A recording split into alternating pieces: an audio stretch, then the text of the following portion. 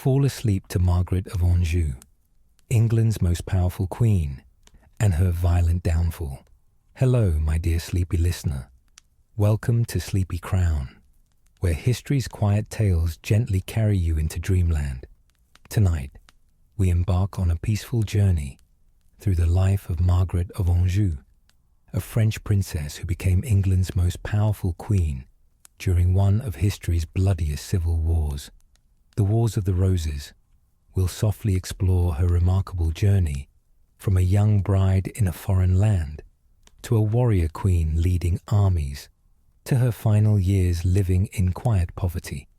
Before you drift away, please take a moment to like this video. It truly helps us grow. And if you're feeling brave tonight, leave a gentle comment telling us which historical queen you'd like to hear about next. We read every single one, and your suggestions inspire our future tales. Don't forget to subscribe to keep these soothing stories coming your way. So settle in, close your eyes, and let the gentle whispers of medieval England carry you softly toward restful sleep. Welcome to the Sleepy Crown family. Margaret, later known as Margaret of Anjou, Queen of England, entered this world on the 23rd of March in the year 1430. The place of her birth was Pont-à-Mousson, a small town nestled in the Duchy of Lorraine, where the Moselle River wound through valleys and the ancient Norbertine Abbey rose against the skyline like a guardian of faith and history. The castle, where young Margaret first drew breath, was a place of stone walls and flickering torchlight, of tapestries that told stories of ancient battles, and of windows that looked out over lands her family claimed but could not always hold. Her father was René of Anjou, a man known throughout Europe not for the kingdoms he possessed, but for the many crowns he claimed: King of Naples, King of Sicily, King of Jerusalem, Duke of Anjou, Duke of Lorraine, Count of Provence. He was called Good King René, a title that spoke more to his gentle nature than his political power. René was a poet, an artist, a man who painted on glass and wrote verses while his enemies besieged his castles. History would remember him as a man of many crowns but no kingdoms, a dreamer in an age that rewarded warriors. Margaret's mother was Isabella of Lorraine, and she was everything her husband was not. Where René wrote poetry, Isabella led armies. Where René painted, Isabella governed. When Margaret was just a baby, barely old enough to understand the world beyond her nursery, her father was captured by Philip the Good, the powerful Duke of Burgundy. For 7 long years, René remained a prisoner, his ransom unpaid, his freedom dependent on political negotiations that moved as slowly as winter frost melting from castle walls. During those years, it was Isabella who ruled. She commanded troops, defended territories, negotiated with enemies, and ensured that her children grew up with a roof over their heads and food in their bellies. This was the world into which Margaret was born, a world where women of noble blood learned early that power was not given, it was taken and held with both hands. Margaret's grandmother, Yolande of Aragon, was another such woman. Yolande had ruled the Duchy of Anjou as regent while her son was imprisoned, repelling English invasions and supporting the disinherited Charles VII of France when he was merely the Dauphin, a prince without a kingdom.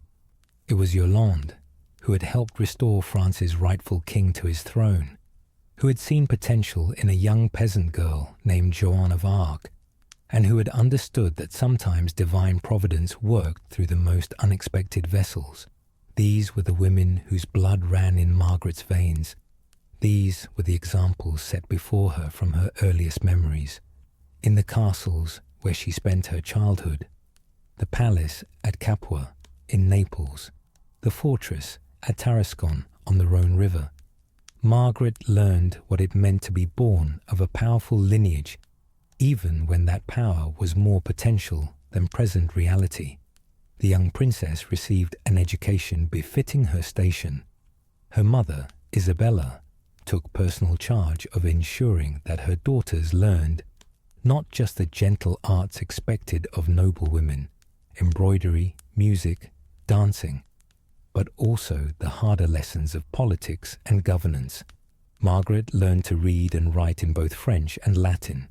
She studied the classics, the lives of saints, the histories of the great families of Europe.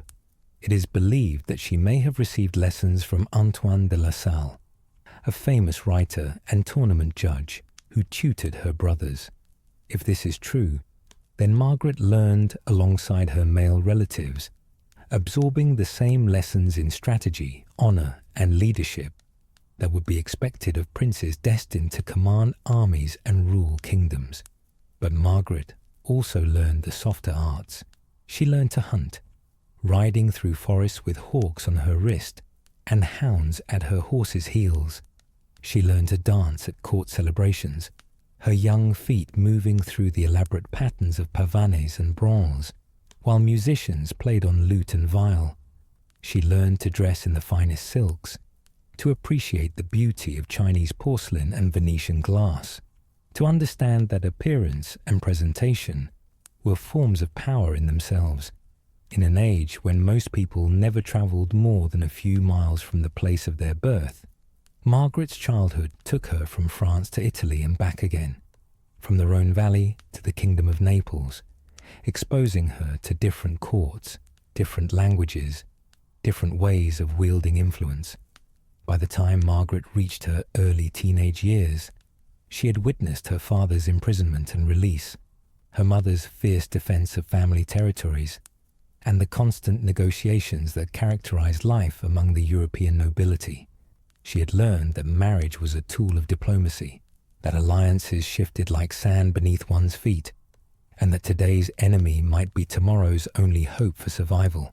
She had learned to be charming when necessary, stern when required, and always aware of the political currents swirling beneath the surface of courtly pleasantries. Margaret grew into a beautiful young woman. Contemporary descriptions speak of her beauty, though no portrait from her lifetime survives that we know was meant to be a true likeness. We know she was passionate in temperament, proud in bearing, and strong-willed in character. Those who met her remarked on her intelligence, her quick wit, and her ability to command attention in any gathering. She was described as having the courage and stomach of a man. High praise in an age that often viewed women as lesser beings who needed male guidance and protection. But beneath the surface of this privileged childhood, there were lessons that would serve Margaret well in the trials to come, and lessons that would lead her into tragedy. She learned that love and marriage among royalty were rarely the same thing.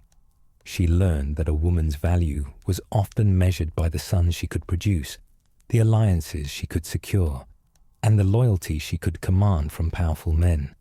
She learned that mercy was sometimes seen as weakness, that forgiveness could be interpreted as inability to exact revenge, and that in the brutal world of medieval politics, one had to be willing to do terrible things to protect those one loved. As Margaret approached her 15th year, messengers began arriving at her father's court with increasing frequency. There was talk of a marriage, of an alliance that might finally bring peace between England and France after more than 100 years of warfare. The English king, Henry VI, needed a wife. He was 23 years old, pious and gentle, ruling over a kingdom that had lost most of its French territories and was growing restless under a government that seemed unable to reverse its military failures. France needed peace to consolidate its victories and rebuild its devastated territories, and René of Anjou, Margaret's father, needed powerful allies and perhaps a good marriage for his second daughter. So the negotiations began. Ambassadors travelled back and forth between courts. Letters were written in careful diplomatic language. Terms were discussed, modified, discussed again. The young princess at the centre of these negotiations went about her daily life. attending mass, practicing her needlework, riding through the countryside, while her future was being decided by men in distant rooms who spoke of her as a valuable piece in a much larger game.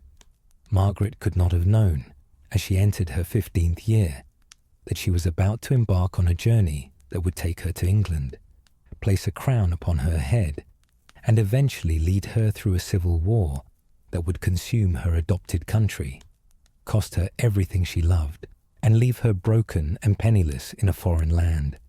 She could not have known that history would remember her as the she-wolf of France, as a warrior queen, as a woman who defied every expectation of her gender and her time. She could not have known that she would lead armies, raise the banners of war, and fight with a ferocity that would shock and terrify her enemies. But perhaps, in those quiet moments, before sleep claimed her in her father's castle, Margaret dreamed of the life that awaited her. Perhaps she imagined wearing a crown, ruling beside a king, having her own household and her own power. Perhaps she dreamed of the child she would one day bear, and the fierce love that would drive her to commit acts of war and violence that would stain her reputation for centuries to come. The girl who would become England's most powerful queen was ready, though she did not yet know it, to step onto the stage of history and play her part in one of the most dramatic and tragic stories of the medieval age. The spring of 1445 arrived with gentle rains and budding trees, and with it came the final confirmation that Margaret of Anjou would become Queen of England. The formal betrothal had taken place the previous year, in May of 1444, at Tours. Margaret had not been present for that ceremony. Instead, she had been represented by proxy, as was common in royal marriages. Standing in her place was William de la Pole, Earl of Suffolk, a powerful English nobleman who had negotiated the terms of the marriage on behalf of his king.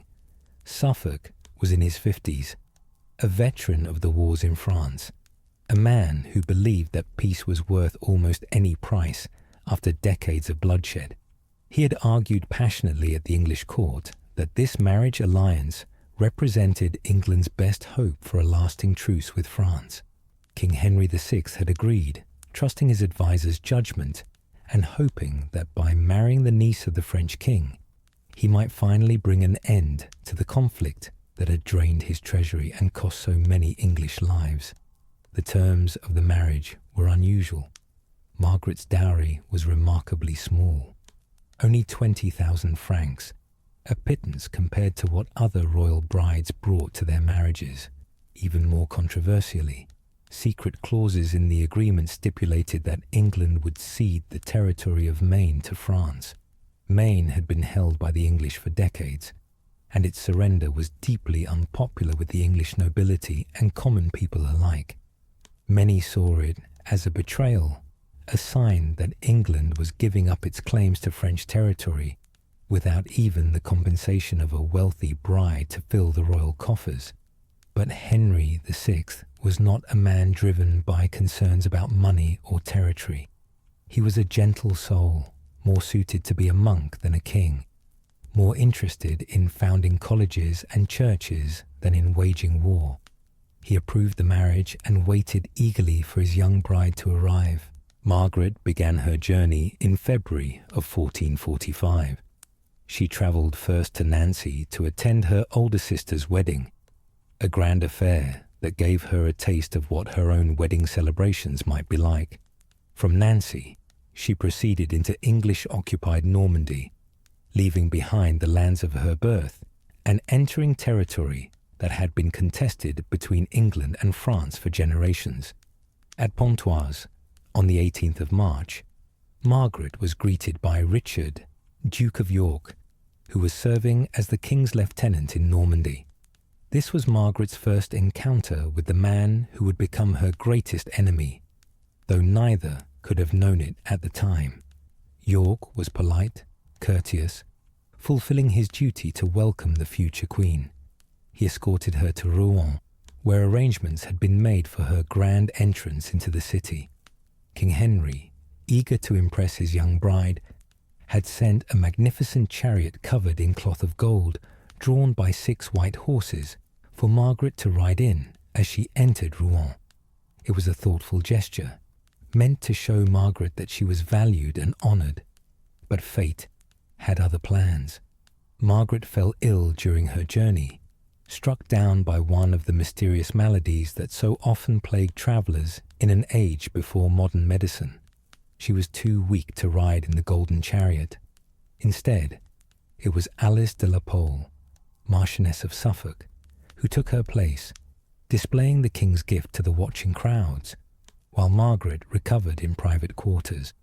This Alice de la Pole would become one of the most important figures in Margaret's life.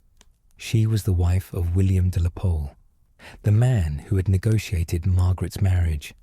Alice was the granddaughter of the famous poet Geoffrey Chaucer, a woman of intelligence and grace who had navigated the treacherous waters of court politics for decades.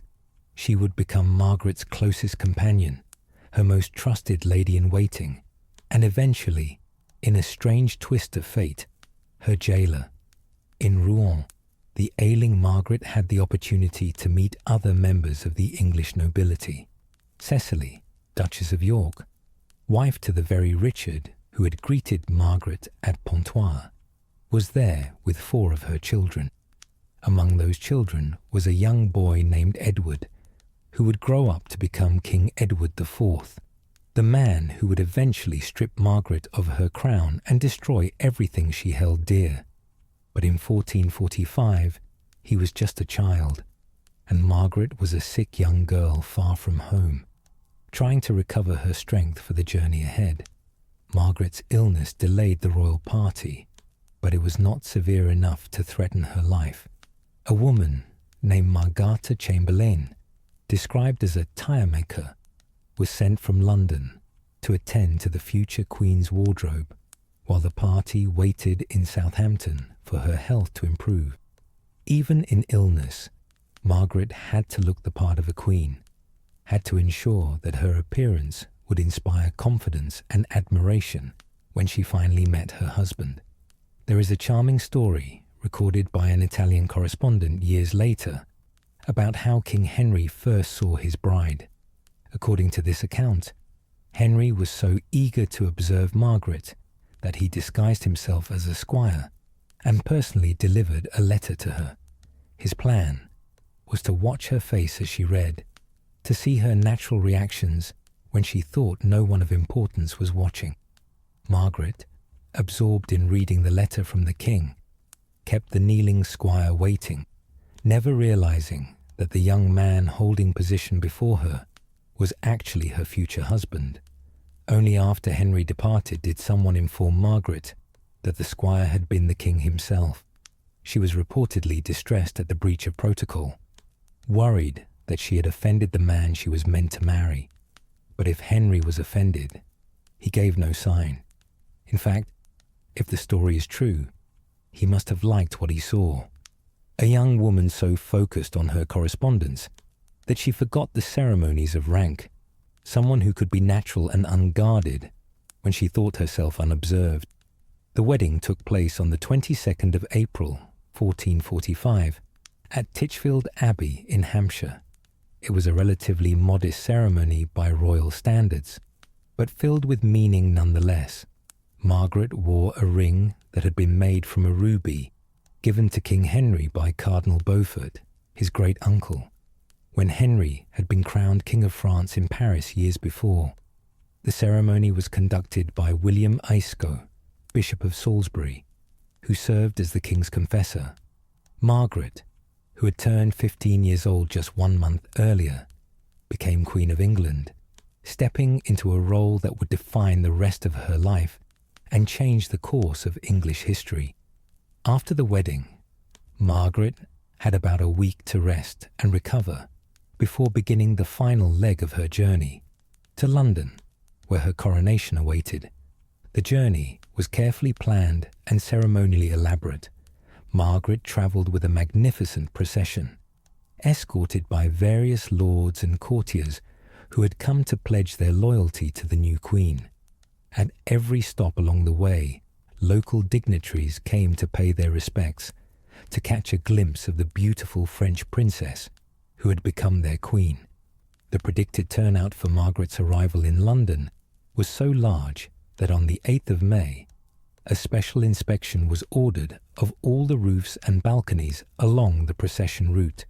Authorities feared that spectators would climb onto unstable structures to get a better view, potentially causing collapses that could kill dozens. This was no idle concern. Public gatherings in medieval cities were dangerous affairs, with narrow streets, wooden buildings, and crowds that could easily turn into stampedes if panic set in. Margaret reached London on the 28th of May, arriving at Blackheath, where she was greeted by the mayor, the aldermen, and a vast assembly of commons dressed in their finest attire. The chroniclers describe a scene of remarkable pageantry. Chariot after chariot of noble ladies, all dressed in their best gowns, their jewellery catching the spring sunlight, following behind Margaret's own splendid vehicle. Though the names of most of these women were not recorded, we can imagine that any woman of rank who could possibly attend was present. This was the social event of the season, perhaps the social event of the decade. To be seen in that procession was to announce one's importance and loyalty to the new regime. Margaret's destination that first day was the Tower of London, where King Henry received her. The Tower was still, at that time, primarily a royal palace, rather than the notorious prison it would later become. It was here that queens traditionally stayed before their coronations, and here that Henry and Margaret spent their first night together as husband and wife. The procession route into the city was marked by elaborate pageants, theatrical presentations staged at various points along the way, each designed to convey messages about Margaret's role and the hopes that rested upon her young shoulders. 5 of these pageants concerned the peace with France, depicting Margaret as either a symbol of peace or its active agent. She was presented as the answer to decades of warfare, the healing balm that would soothe the wounds between 2 great kingdoms. 3 of the pageants spoke of her spiritual role, casting her as a redeemer and intercessor, someone who would use her feminine virtues of mercy and compassion to soften the sometimes harsh judgments of male rulers. These pageants reflected both propaganda and perhaps genuine popular sentiment. The common people of England were exhausted by war. Taxes to fund military campaigns had drained their resources for generations. Fathers, sons, and brothers had died in French fields for a king who had never lived to see most of his French kingdom. If this French princess could bring peace, if her marriage could mean the end of bloodshed and the beginning of prosperity, then she was welcome indeed. On the 30th of May, 1445, Margaret was crowned Queen of England at Westminster Abbey. The ceremony was conducted by John Stafford, Archbishop of Canterbury, and followed the ancient rituals that had crowned queens for centuries. Margaret knelt before the altar, prostrating herself in a gesture of humility before God and the English people. She was anointed with holy oil, marked as God's chosen vessel to stand beside the king, and perhaps, someday, to rule as regent, if her husband fell ill or died before their son came of age. The crown placed upon Margaret's head that day was heavy, with more than just gold and jewels.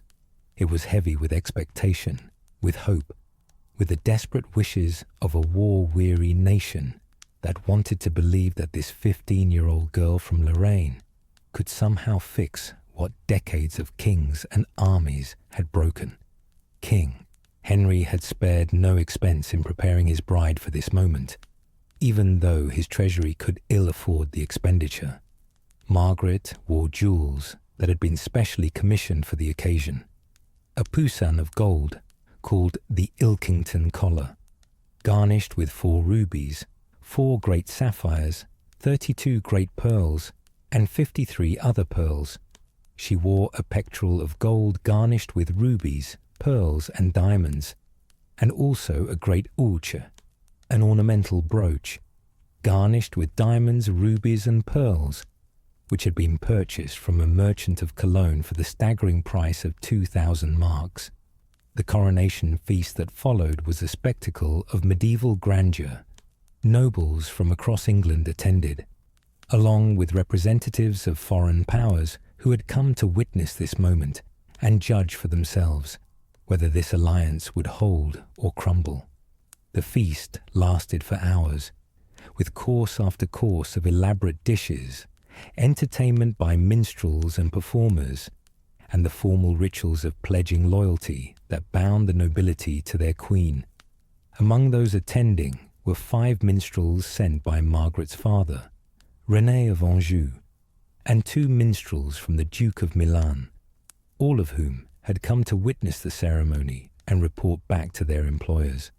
Even 18 Scotsmen, traditional enemies of England, had been given safe conduct to attend, provided they conducted themselves well and honestly towards the king and his people. As there is no record of the coronation being disrupted by rampaging Scots, we can assume they kept their word.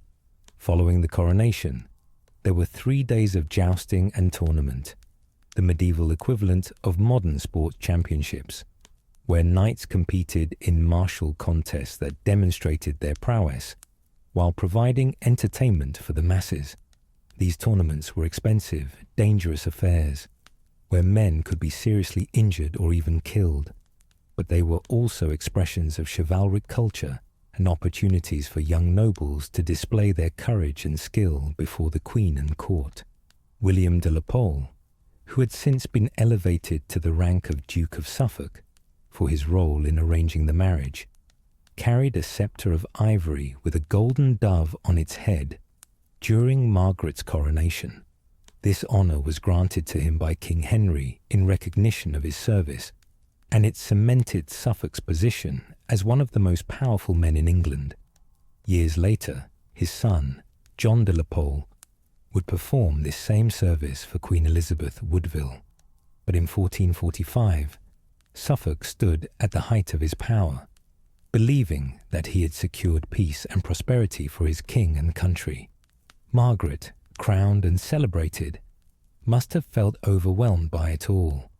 In the space of a few months, she had gone from being a relatively minor princess in her father's household to being Queen of England, one of the most important women in Christendom.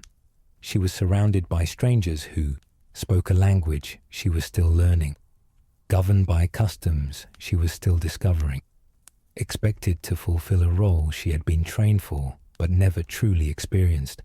But Margaret of Anjou was not a girl who shrank from challenges. She had been raised by strong women, had learned from childhood that power required courage and sometimes ruthlessness. She had married a king, worn a crown, and received the homage of a nation. Now she had to prove that she was worthy of all that had been given to her.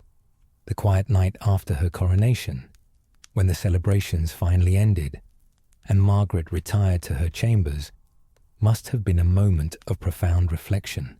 She was Queen of England now, for better or worse, until death parted her from Henry, or until catastrophe stripped her of her crown. She could not have imagined as she drifted towards sleep that night that both those things would eventually come to pass, that death would take her husband in dark circumstances, and that catastrophe would indeed strip away her crown, leaving her with nothing but memories of glory and the bitter taste of defeat. But that night, she was young, she was queen, and the future stretched before her like an unwritten book, its pages blank and waiting for the story of her life to be inscribed upon them. The early years of Margaret's marriage to Henry VI were, by most accounts, relatively peaceful and even happy. Despite the differences in their ages, Henry was 8 years older, and the vast differences in their temperaments, the couple seems to have developed genuine affection for one another. Henry was everything Margaret was not, gentle where she was fierce, passive where she was active, scholarly where she was political. He was a man who would have been perfectly content to spend his days in prayer and study, founding colleges and endowing churches, leaving the business of government to others more suited to it. Margaret, by contrast, was energetic and ambitious. She took an active interest in the running of her household, the management of her estates, and increasingly, the politics of the kingdom.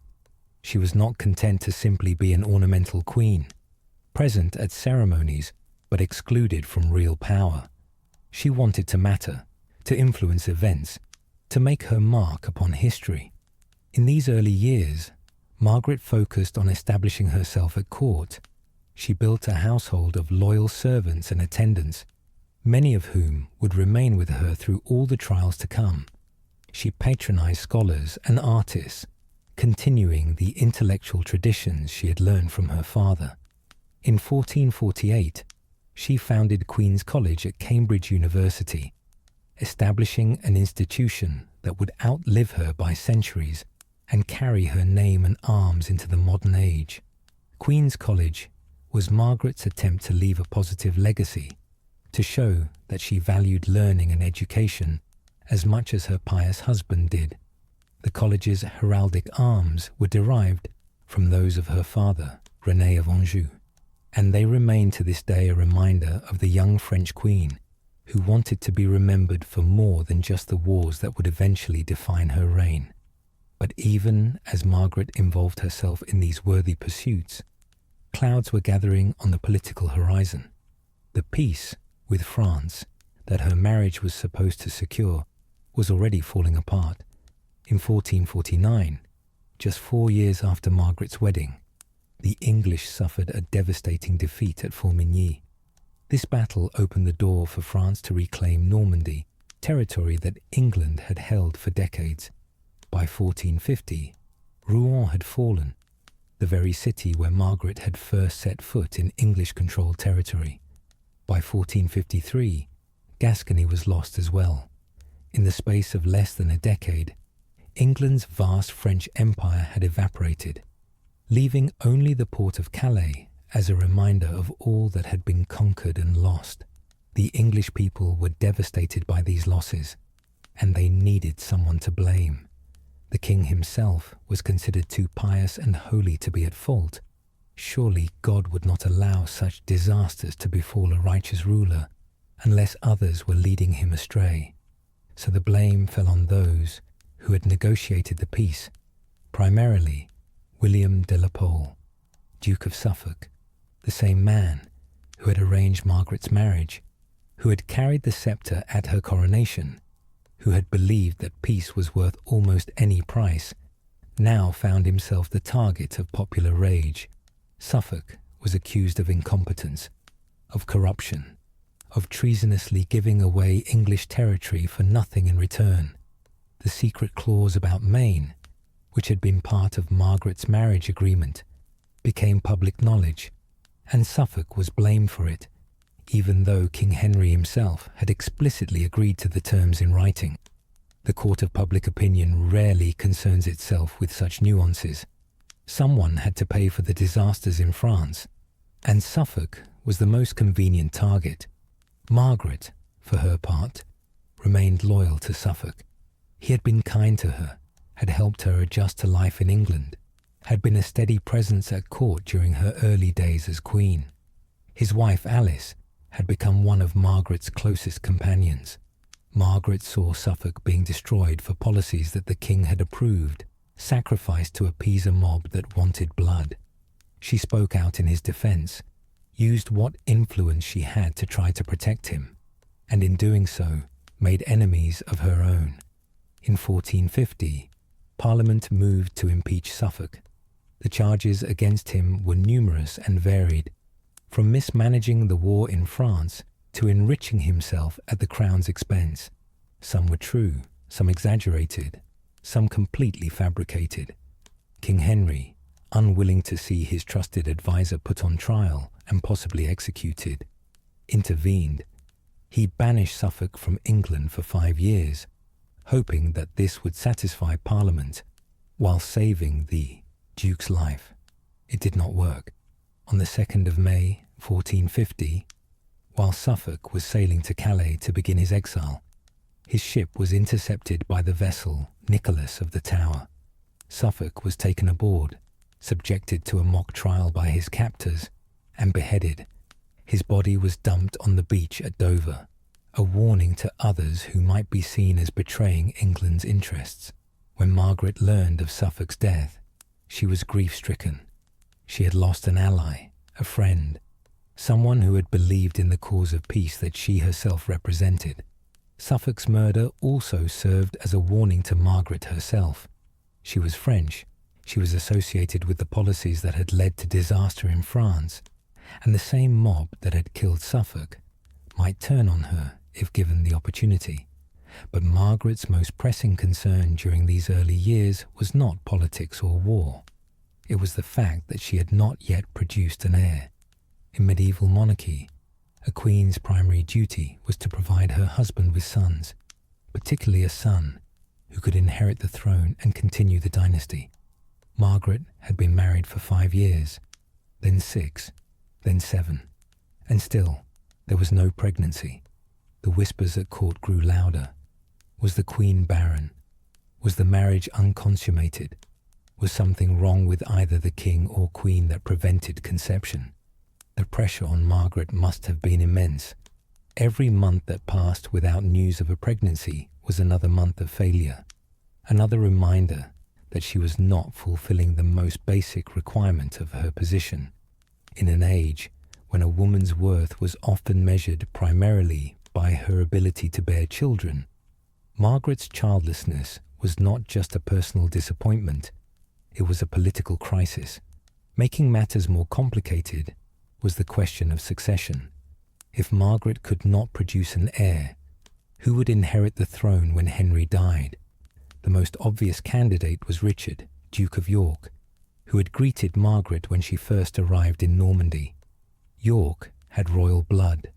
His grandmother had been a daughter of Edward III, and by some measures, his claim to the throne was actually stronger than Henry's.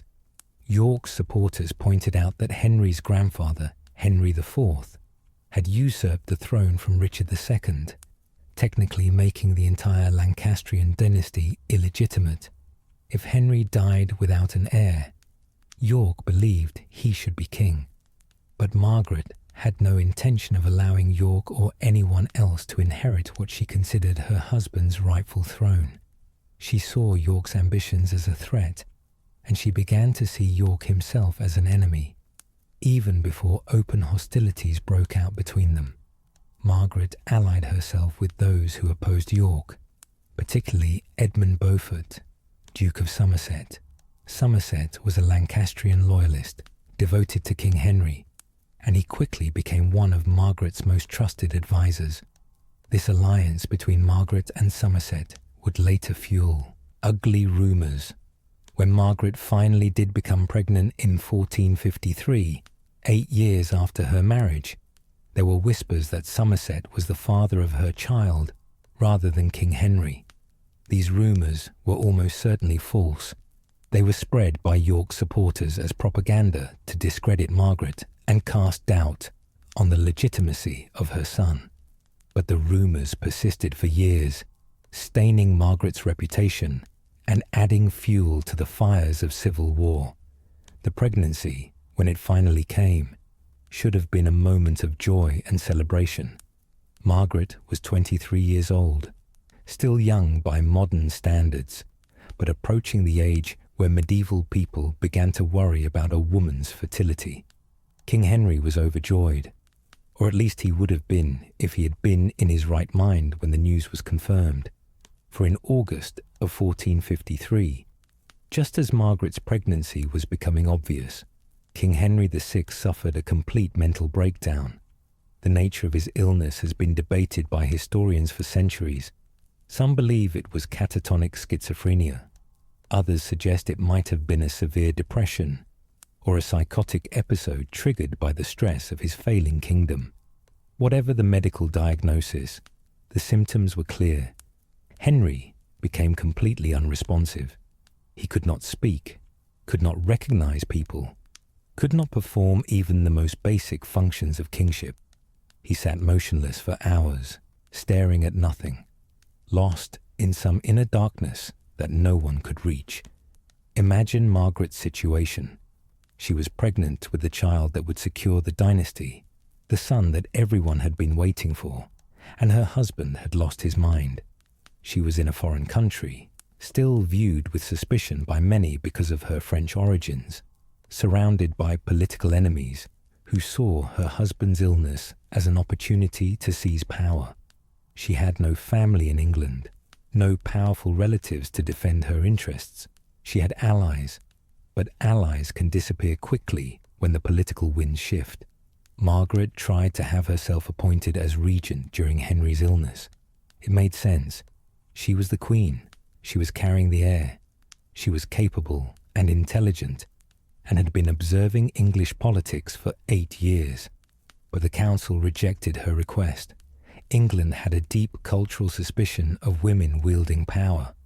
The idea of a foreign-born queen acting as regent was too much for most nobles to accept. Instead, they appointed Richard, Duke of York, as Lord Protector of the realm. York, the very man Margaret saw as her greatest enemy, now had control of the government. He had the power to make appointments, control the treasury, command the military, and shape policy. Margaret was sidelined, her voice diminished, her influence curtailed. All she could do was wait for her child to be born and pray that her husband would recover his senses. On the 13th of October, 1453, Margaret gave birth to a son at Westminster Palace. They named him Edward, after the great warrior King Edward III, whose blood ran in both parents' veins. The birth should have been a moment of unalloyed celebration, but it was overshadowed by the king's continued illness. Henry, still trapped in his mental darkness, was shown his newborn son, but gave no sign of recognition or pleasure. It was not until December, 2 months after Edward's birth, that Henry finally began to recover. His mind cleared slowly, like fog lifting from a river on a summer morning. When he was finally well enough to be told about his son and asked about the boy's godfathers, Henry's response only added to the swirling rumours. He said the child must have been fathered by the Holy Ghost. Was this a pious man's way of saying that the child was a gift from God? Was it confusion from a mind still not fully recovered? Or was it, as York supporters claimed, evidence that Henry knew he was not the father? History cannot answer these questions with certainty, but Margaret knew the truth. Edward was her son, Henry's son, the rightful heir to the throne, and she would defend his rights against anyone who challenged them. With the birth of Prince Edward, Margaret's role at court began to shift. She was no longer just a queen consort, a decorative figure whose primary purpose was to provide an heir. She was now a mother with a child to protect, and maternal instinct combined with her natural strength of will to create a formidable political force. Margaret began to involve herself more actively in government affairs. She started attending council meetings, offering her opinions, making alliances, and building a faction loyal to her and her son's interests. When Henry recovered from his illness in late 1453 and early 1454, one of Margaret's first priorities was to remove York from the position of Lord Protector. With Henry once again capable of making decisions, Margaret worked to reassert Lancastrian control over the government. Somerset was released from the Tower, where York had imprisoned him, and restored to favour. York's allies were pushed out of important positions and replaced with men loyal to Margaret. This was the beginning of the great divide that would eventually tear England apart. On one side stood Margaret, Somerset, and the Lancastrian loyalists, determined to preserve Henry's throne and Edward's inheritance. On the other stood York and his supporters, who believed that Henry was an incompetent king, manipulated by a foreign queen and her corrupt favourites. Both sides believed they were fighting for England's welfare. Both sides believed their opponents were traitors, and neither side was willing to compromise. Margaret spent these years trying to be a good queen and a good mother simultaneously. She maintained her household, continued her patronage of learning and the arts, attended to her religious duties, and raised young Edward to understand his importance and his destiny. She moved between various royal residences, Windsor Castle, Westminster Palace, her own estates in the Midlands, always aware that she was walking on increasingly unstable ground. The happy days following her coronation, when she had been welcomed as a symbol of peace and hope, were long gone. Now she was seen by many as a divisive figure, a foreign influence on an English king, a woman who dared to involve herself in politics that should be the exclusive domain of men. The common people, who had once cheered her arrival, now muttered darkly about the French queen and her favourites.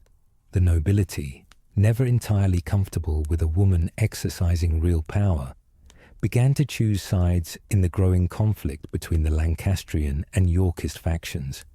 Margaret must have known that her position was precarious. She must have lain awake at night, listening to her infant son breathing in his cradle, wondering what kind of world he would grow up in. Would he inherit his father's throne peacefully, or would there be war? Would the nobility accept him as their future king, or would they rally to York and his sons? Would Margaret herself survive the coming storm, or would she end up like Suffolk, murdered by a mob, her body cast aside as a warning to others? These were the questions that haunted Margaret as the 1450s progressed. She had worn her crown of gold for nearly a decade now, and she was learning that crowns are not just symbols of honour and glory. They are also targets, shining brightly in the darkness, drawing the attention of those who would like to take them for themselves. The years between 1454 and 1455 were a time of uneasy peace, like the stillness before a thunderstorm, when the air grows heavy and animals sense the coming violence before humans can see the lightning on the horizon. Margaret had successfully manoeuvred to have Richard, Duke of York, removed from his position as Lord Protector once King Henry recovered from his mental illness. Somerset was back in favour, serving as the king's chief military commander. The Lancastrian faction, centred around Queen Margaret, seemed to be in control of the government. But beneath this surface calm, tensions were building toward an explosion. York and his allies, particularly the powerful Neville family, led by Richard Neville, Earl of Salisbury, and his even more powerful son, Richard Neville, Earl of Warwick, were not content to simply accept their loss of influence. They believed that the government under Margaret and Somerset was corrupt, incompetent, and dangerous to England's welfare.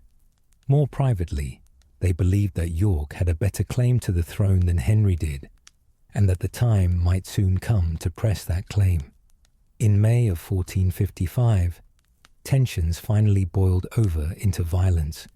Margaret and King Henry called for a great council to meet at Leicester, but they specifically excluded York and his allies from the invitation. This was an obvious threat. Councils were often used to condemn individuals for treason, and York had good reason to believe that Margaret intended to use this council to destroy him and his supporters.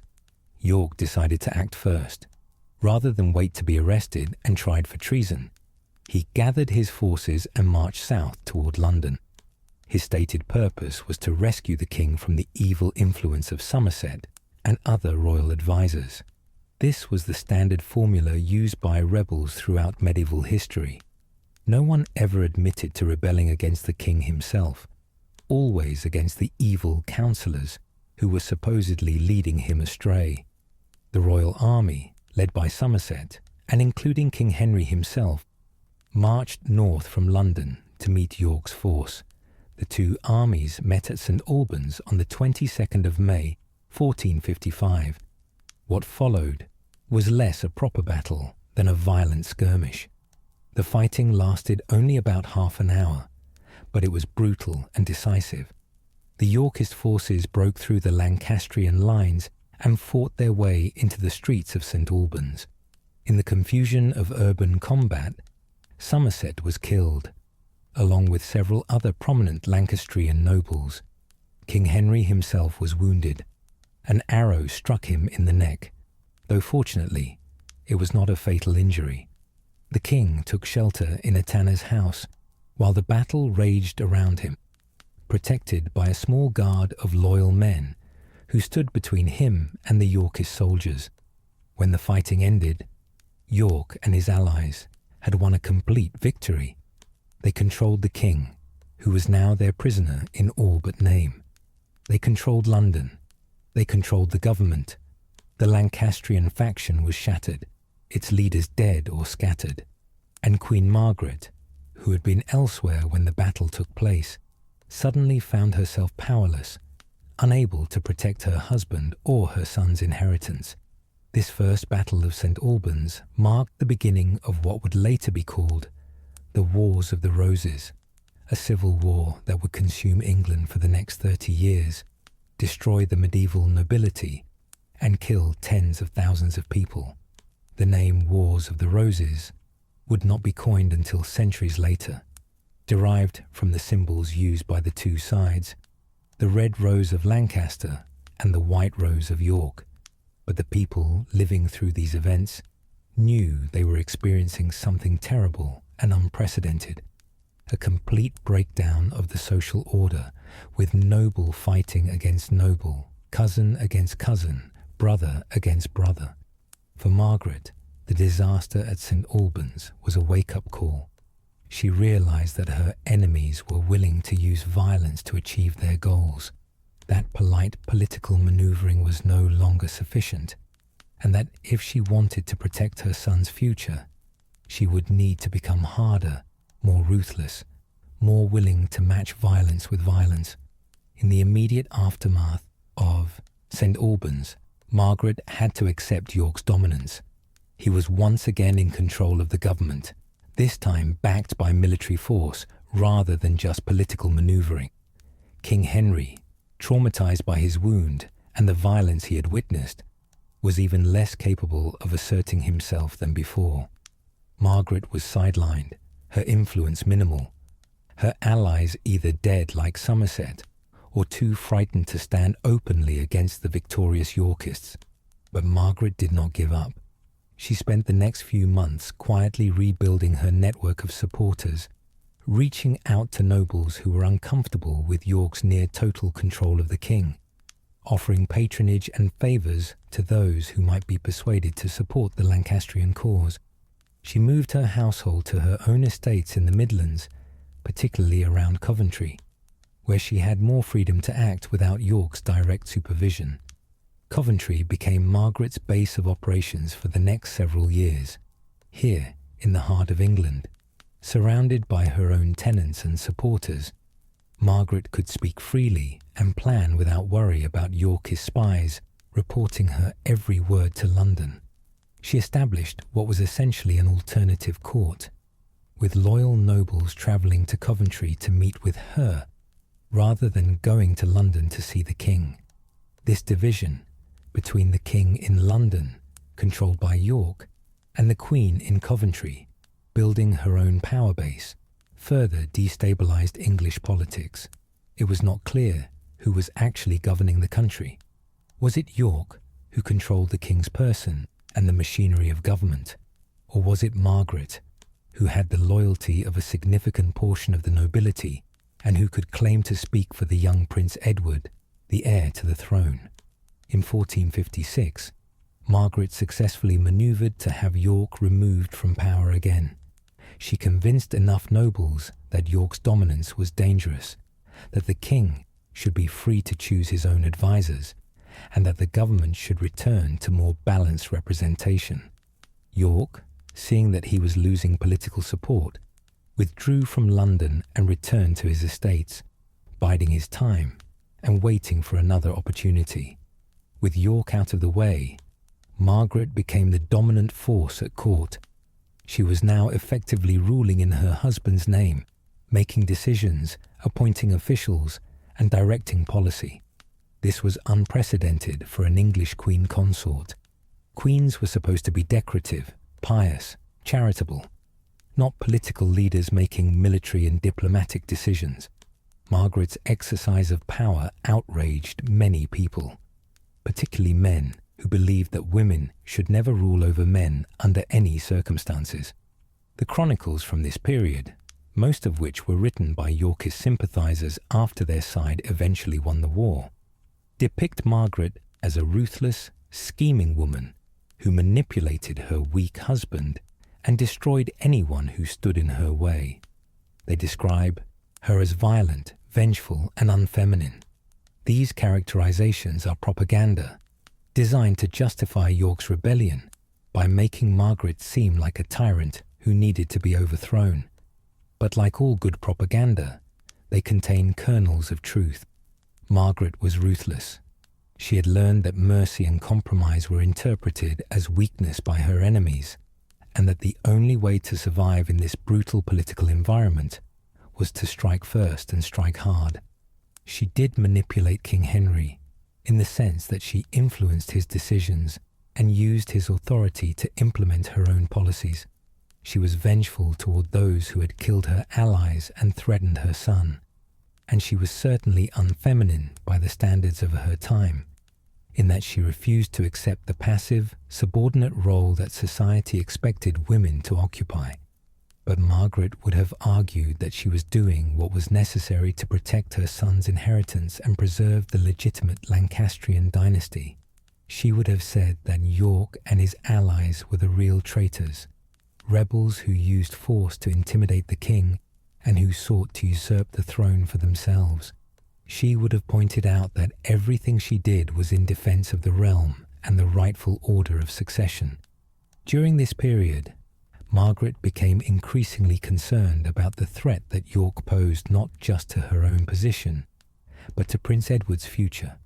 Edward was now a small boy, old enough to begin his education, but still far from being able to defend himself or his rights. Margaret knew that if York and his sons were allowed to continue building power, they might try to have Parliament declare Edward illegitimate based on the rumours about his paternity, or they might simply wait for King Henry to die and then seize the throne by force. Margaret decided that the best way to protect Edward was to move him away from London and the influence of the Yorkist faction.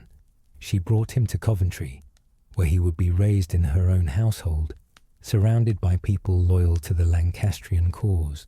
She personally oversaw his education, ensuring that he learned not just the scholarly subjects appropriate to a prince, but also the harder lessons about loyalty, power, and the need to be strong in a dangerous world.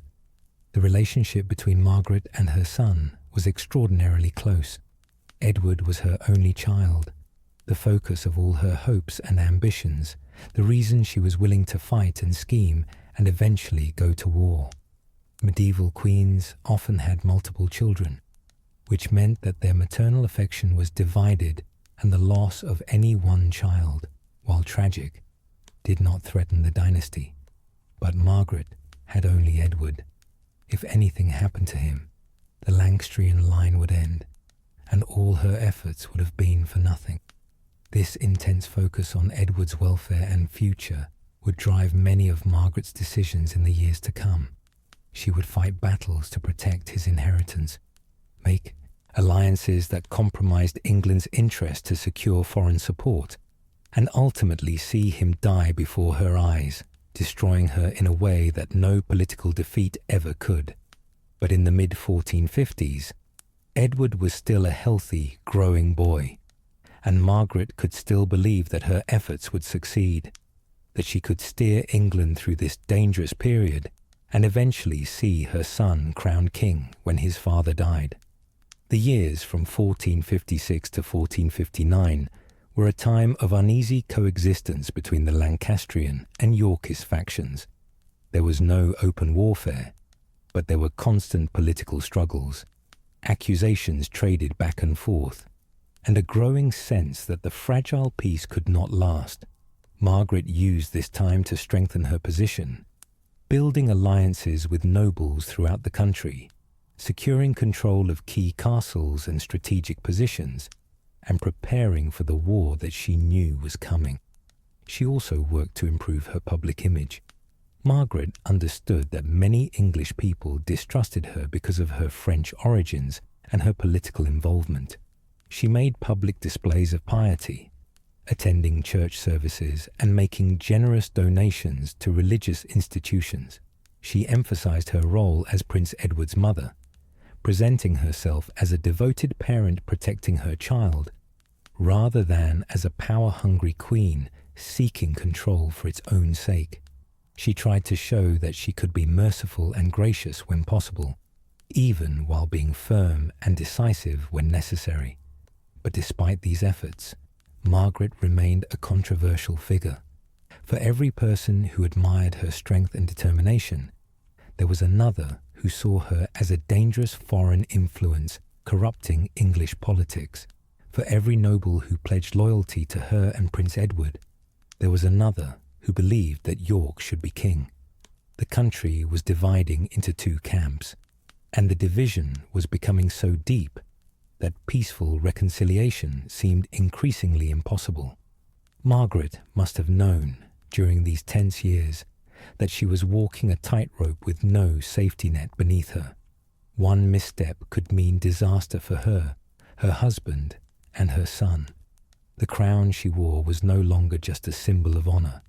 It was a target, marking her as someone to be attacked, undermined, and if possible, destroyed. The expectations placed upon her when she first arrived in England, that she would be a symbol of peace, a gentle queen bringing harmony between France and England, had been shattered by the realities of English politics. She was no longer a young bride hoping to please her new husband and her adopted country. She was a battle-hardened political fighter, a woman who had learned that power must be seized and held with both hands, who understood that weakness invited attack and that only strength commanded respect. The innocent girl from Lorraine was gone, replaced by a queen who would do whatever was necessary to protect her son's future, no matter the cost to herself or to England. The summer of 1459 marked a turning point in Margaret's transformation from political player to military leader. The uneasy peace that had held since St. Albans finally shattered completely, and England descended into open civil war. The events that triggered this collapse were complex, involving accusations and counter-accusations, broken agreements, and the fundamental incompatibility between two visions of England's future. York and his allies, particularly Richard Neville, Earl of Warwick, who was fast becoming known as the Kingmaker for his ability to influence who held power, had grown increasingly frustrated with their exclusion from government. Margaret had successfully marginalized them, using her influence over King Henry to ensure that Lancastrian loyalists held all the important offices. York's supporters in Parliament were outvoted. His requests for audiences with the king were denied or delayed, and his attempts to regain influence were blocked at every turn. In June of 1459, the tension erupted into violence once again. A confrontation at Blore Heath in Staffordshire resulted in a Lancastrian defeat, with Queen Margaret's forces under the command of Lord Audley being routed by a Yorkist army. This was followed by a more significant engagement at Ludford Bridge near Ludlow in October, where the two sides faced each other with large armies, prepared for a major battle. But the Battle of Ludford Bridge never really happened. On the night before the fighting was to begin, a significant portion of the royal army, led by Andrew Trollope, defected from the Yorkist side to the Lancastrian forces. These soldiers had been part of the Calais garrison, England's professional military force, and their loyalty was supposed to be to whoever controlled Calais, which at that time was York's ally, the Earl of Warwick. But Trollope convinced his men that they could not fight against the king's banner. that to do so would be treason regardless of the political circumstances. This defection shattered the Yorkist position.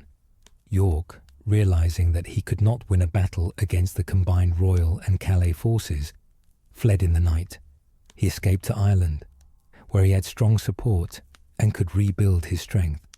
His eldest son, Edward, Earl of March, the same boy who had been a child when Margaret first arrived in England, fled to Calais along with the Earl of Warwick, York's wife, Cecily, Duchess of York, and her two younger sons, George and Richard, were captured when Ludlow was taken. Margaret had won a significant victory, but the victory came with troubling consequences. The Lancastrian army, celebrating their success and angry at the Yorkists for daring to rebel, sacked the town of Ludlow. For 3 days, soldiers rampaged through the streets, looting shops, breaking into homes, assaulting citizens. The official line was that this was punishment for Ludlow's support of York, but many contemporaries saw it as simple lawlessness, an army out of control, committing atrocities that no civilized government should permit. Margaret was blamed for the sack of Ludlow, even though she almost certainly did not order it and probably could not have prevented it even if she had tried. Medieval armies were notoriously difficult to control, especially after a victory when soldiers expected to be rewarded with plunder. But the destruction of Ludlow added to Margaret's reputation for ruthlessness and fed into the narrative that she was a violent, vengeful queen who would stop at nothing to destroy her enemies. In the aftermath of Ludford Bridge, Margaret moved quickly to consolidate her victory. A parliament was called, later known as the Parliament of Devils, by Yorkist writers, which formally attainted York and his principal supporters. Attainder was a legal process that declared someone guilty of treason, stripped them of all titles and lands, and made them outlaws who could be killed on sight. York's sons were also attainted, meaning that even if York died, his claims and properties would not pass to his heirs. This was Margaret's attempt to end the Yorkist threat permanently, to ensure that even if York somehow returned from Ireland, he would have no legal standing and no resources to challenge the Lancastrian government. The winter of 1459 to 1460 should have been a time of triumph for Margaret. Her enemies were scattered in exile, their lands confiscated and given to Lancastrian loyalists. She was at the height of her power, effectively ruling England in her husband's name, while 7-year-old Prince Edward was prepared for his future role as king. But Margaret understood that her victory was incomplete. As long as York lived, as long as his sons lived, there would always be a threat. Exiles could return. Attainders could be reversed by a different parliament. The only way to truly end this conflict was to ensure that the Yorkist claimants never returned to England, or if they did return, that they were defeated so completely that they could never threaten the Lancastrian dynasty again. Margaret spent the early months of 1460 preparing for the Yorkists' inevitable attempt to return. She knew that York would not simply accept his exile, that Warwick controlled Calais and its garrison, and that young Edward of March was popular among the common people despite his father's attainder. She worked to strengthen fortifications, ensure the loyalty of key nobles, and position Lancastrian forces where they could respond quickly to any invasion. Her preparations proved prescient. In June of 1460, the Earls of Warwick, Salisbury, and March landed at Sandwich in Kent with a small force from Calais. They marched on London, and the city, never particularly loyal to Margaret or the Lancastrian government, opened its gates to them. The Yorkists were welcomed as liberators by Londoners who were tired of the heavy taxes needed to fund the government and who resented Margaret's French origins and her perceived domination of King Henry. Margaret and Henry were in the Midlands when news reached them of the Yorkist landing. Margaret immediately began gathering forces for a confrontation, but she knew she faced a serious problem. The Yorkists now controlled London, which meant they controlled the machinery of government, the treasury, and the symbolic heart of England. Moreover, their propaganda was effective. They presented themselves as loyal subjects, trying to rescue the king from the evil influence of his foreign wife and her corrupt advisers. They promised better government, lower taxes, and an end to the chaos that had plagued England for the past decade. The decisive confrontation came at the Battle of Northampton on the 10th of July, 1460. Margaret wasn't present at the battle. She had been sent to safety while King Henry and the Lancastrian army prepared to fight. The battle was fought in terrible weather, with rain turning the ground to mud and making it difficult for troops to maneuver. But what decided the battle was not the weather. It was treachery.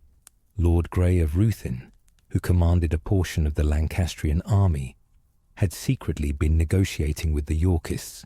At the critical moment of the battle, he ordered his men to stand down, creating a gap in the Lancastrian lines through which the Yorkist forces poured. The Lancastrian army, betrayed from within, collapsed. Several of Margaret's closest allies, including Humphrey Stafford, Duke of Buckingham, were killed in the fighting or executed immediately afterward. Most devastating of all, King Henry was captured. The Yorkists took him back to London, treating him with outward respect, but keeping him under guard. Henry was now a prisoner, though the Yorkists called him their king and claimed they were acting in his name. For Margaret, this was a catastrophe beyond measure. Without Henry, she had no legal authority. A queen's power came from her husband. If her husband was controlled by her enemies, she was effectively powerless.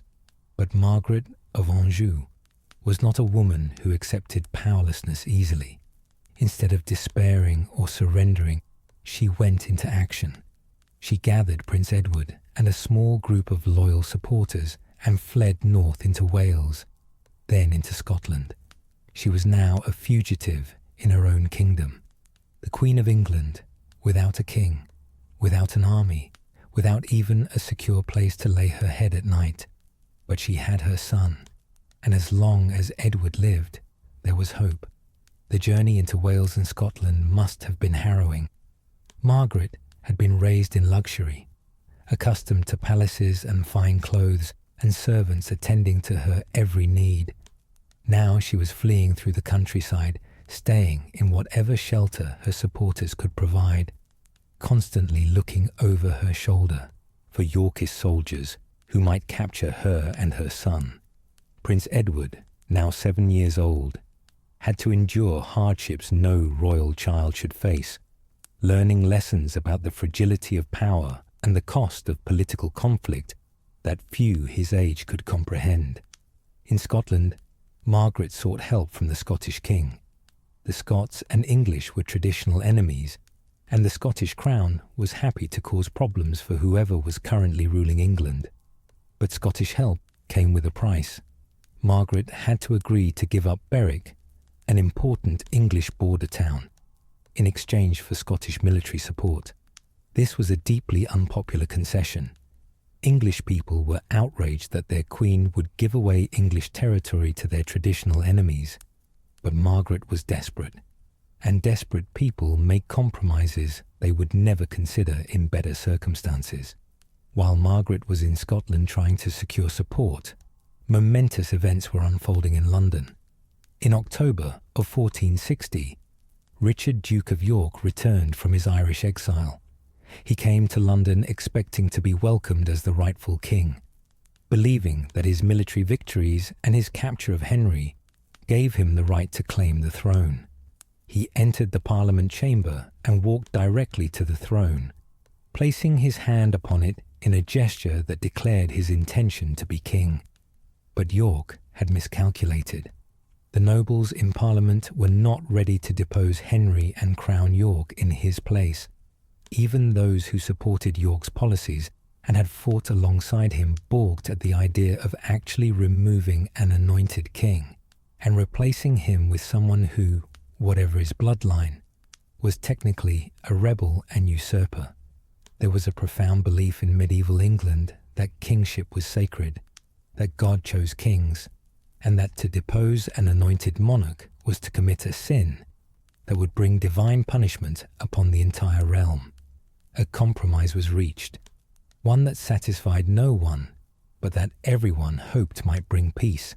The Act of Accord, passed by Parliament in October 1460, declared that Henry would remain king for the rest of his life, but that when he died, the crown would pass not to his son Edward, but to Richard, Duke of York and York's descendants. In other words, Prince Edward was disinherited, his claim to the throne denied, his future stolen by parliamentary decree. When Margaret learned of the Act of Accord, she must have been filled with rage and determination in equal measure. Everything she had fought for, everything she had sacrificed, was being taken from her son.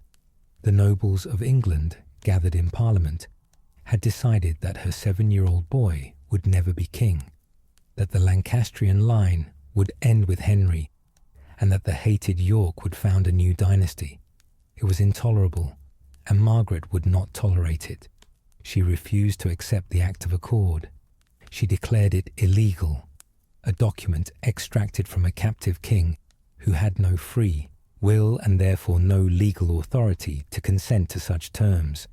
She announced that she would fight to restore Edward's inheritance, that she would never rest until the act was overturned and her son's rights were secured, and she set about raising an army to make good on her promises.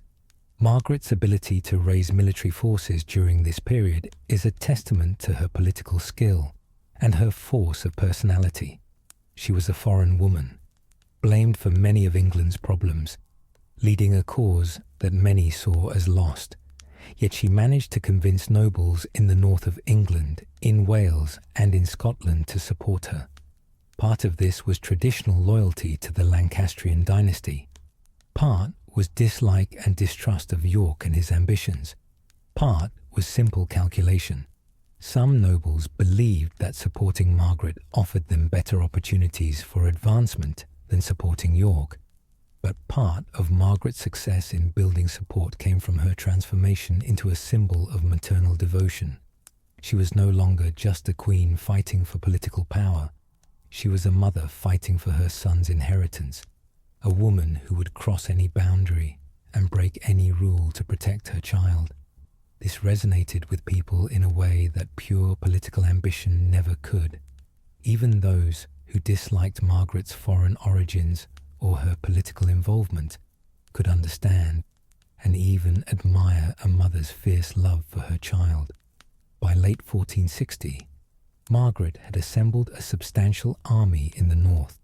It was not a professional force like the Calais garrison that the Yorkists commanded, but it was large and motivated.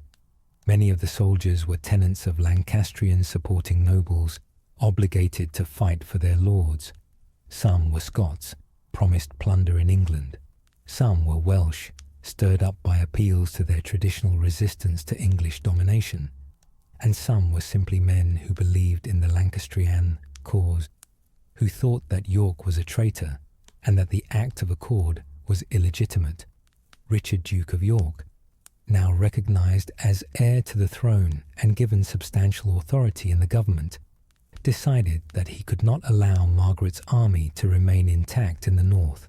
In December of 1460, he marched north with a force to confront her. It was a fateful decision, one that would determine the course of the war and Margaret's personal destiny. York established his base at Sandal Castle, near Wakefield in Yorkshire. On the 30th of December 1460, his forces emerged from the castle, possibly to forage for supplies, possibly in response to what they thought was a smaller enemy force. What they actually encountered was Margaret's full army, substantially larger than York's force, positioned to surround and destroy them. The Battle of Wakefield was a disaster for the Yorkists. York's army was overwhelmed, broken, scattered. York himself was killed in the fighting, along with many of his closest supporters. His second son, Edmund, Earl of Rutland, who was only 17 years old, was also killed. Some sources say in the battle itself. Others say he was captured and executed afterward. The Earl of Salisbury, Warwick's father, and one of York's most important allies, was captured and beheaded the day after the battle. Margaret had achieved a stunning victory. The man who had threatened her son's inheritance was dead. The Act of Accord, which depended on York being alive to inherit the throne when Henry died, was now meaningless. The Lancastrian cause, which had seemed nearly defeated just months before, was suddenly resurgent. But Margaret's treatment of the defeated Yorkists after Wakefield stained her reputation in ways that centuries of historical writing have never fully erased. York's head was cut off and displayed on the gates of York City, wearing a paper crown in mockery of his royal ambitions. The heads of Salisbury and other executed Yorkist nobles were displayed alongside him. This was standard practice for dealing with traitors in medieval England. Public display of the heads of executed criminals was meant as a warning to others. But something about the paper crown, about the mockery of York's aspirations, struck many people as unnecessarily cruel, an act of viciousness that went beyond what justice required. Margaret was blamed for this treatment of York's corpse, though there is no direct evidence that she ordered it. The paper crown may have been added by local officials in York City who were demonstrating their loyalty to the Lancastrian cause. But Margaret was the leader of the Lancastrian army, the driving force behind the campaign that had killed York, and so she received credit or blame for everything that happened in the aftermath of the battle. More controversially, there were allegations that Margaret had been present at Rutland's death, that she had watched or even ordered his execution. These stories come from Yorkist sources written after the Yorkist side had won the war, so they must be treated with skepticism. But they became part of Margaret's legend, part of the narrative that portrayed her as a bloodthirsty woman who delighted in the suffering of her enemies. The truth, as always, was more complex. Margaret was fighting a war for her son's survival and future. She was facing enemies who had tried to disinherit Edward, who had driven her into exile, who had killed her allies and friends. In such circumstances, expecting mercy or gentle treatment of defeated foes was perhaps asking too much. Medieval warfare was brutal, and Margaret had learned to be brutal in return. She had transformed from a young bride seeking peace into a warrior queen, willing to do whatever was necessary to protect her child. After Wakefield, Margaret's army marched south toward London. She had momentum, she had victory, and she had the righteous cause of restoring her husband's full authority and her son's inheritance. But she also had a problem. Her army was increasingly undisciplined, more like a mob than a military force. As they moved south, her soldiers looted towns and villages, taking what they wanted and leaving destruction in their wake. Reports of these depredations reached London before Margaret's army did, and Londoners became terrified of what would happen when the Northern army arrived. The propaganda battle turned against Margaret. Yorkist writers described her army as a horde of savage Scots and brutal Northerners who would rape and pillage their way through prosperous southern England. They painted Margaret herself as a monster, a woman who led men in battle, something that violated every norm of proper feminine behavior, and who showed no mercy to her defeated enemies. Fear of Margaret and her army became a powerful tool for the Yorkists, turning public opinion against her, even as she was achieving military success. In the February of 1461, Margaret's forces met a Yorkist army at the Second Battle of St. Albans. Once again, Margaret achieved victory. The Lancastrian forces broke through the Yorkist lines and reached King Henry, who had been held by the Yorkists throughout the battle. Henry was freed, reunited with Margaret and Prince Edward.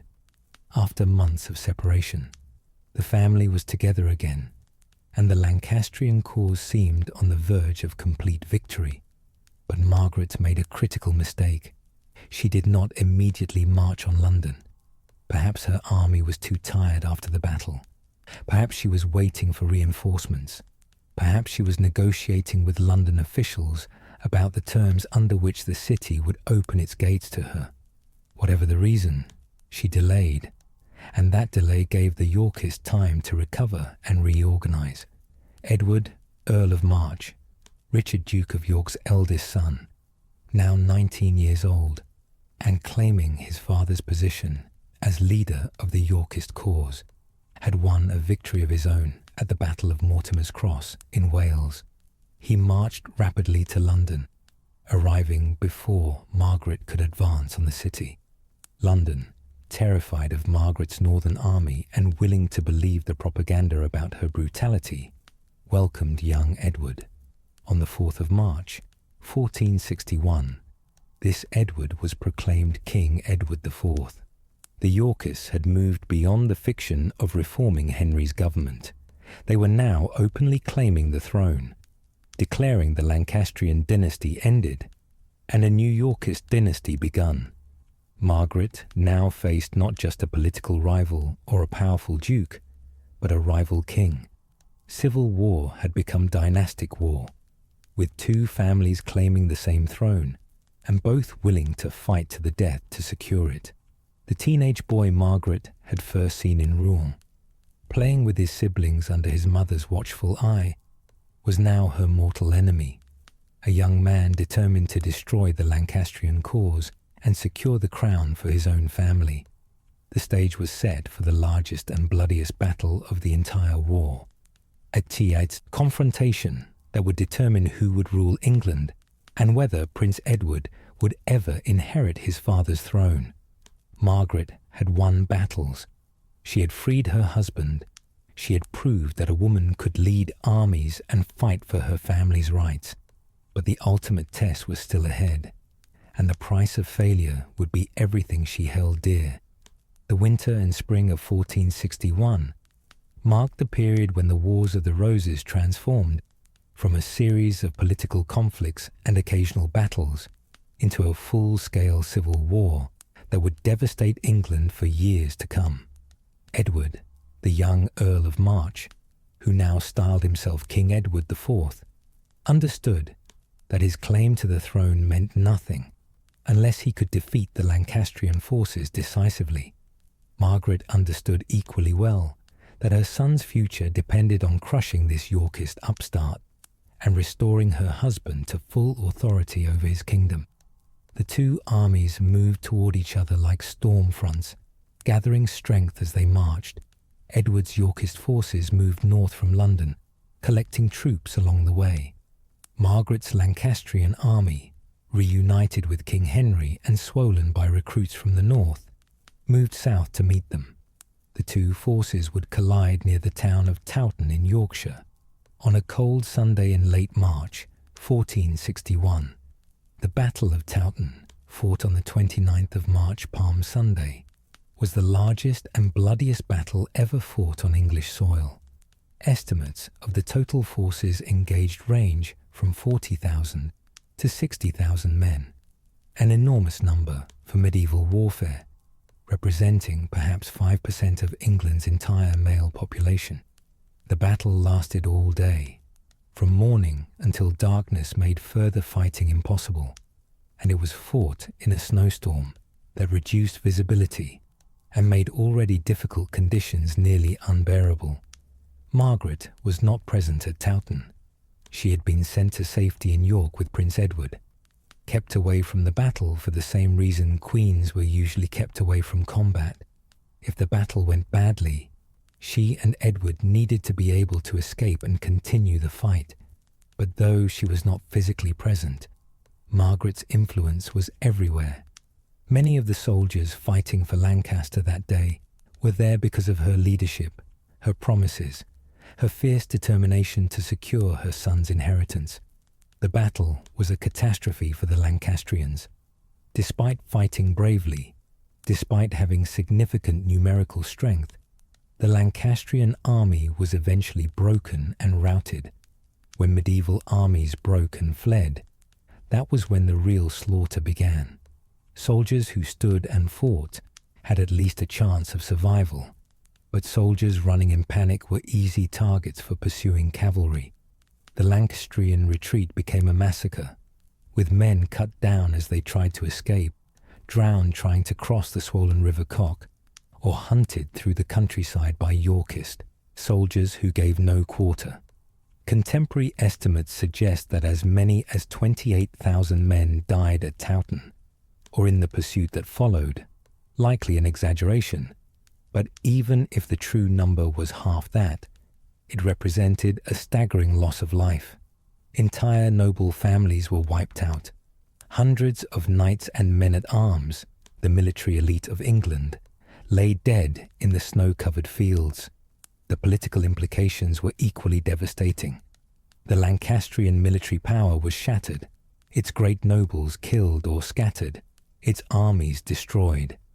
When news of Towton reached Margaret in York, she must have felt her world collapsing. All her efforts, all her victories, all the blood spilled at Wakefield and St. Albans had been for nothing. Edward of York was now effectively King of England, controlling London and most of the country, with the military strength to enforce his claim.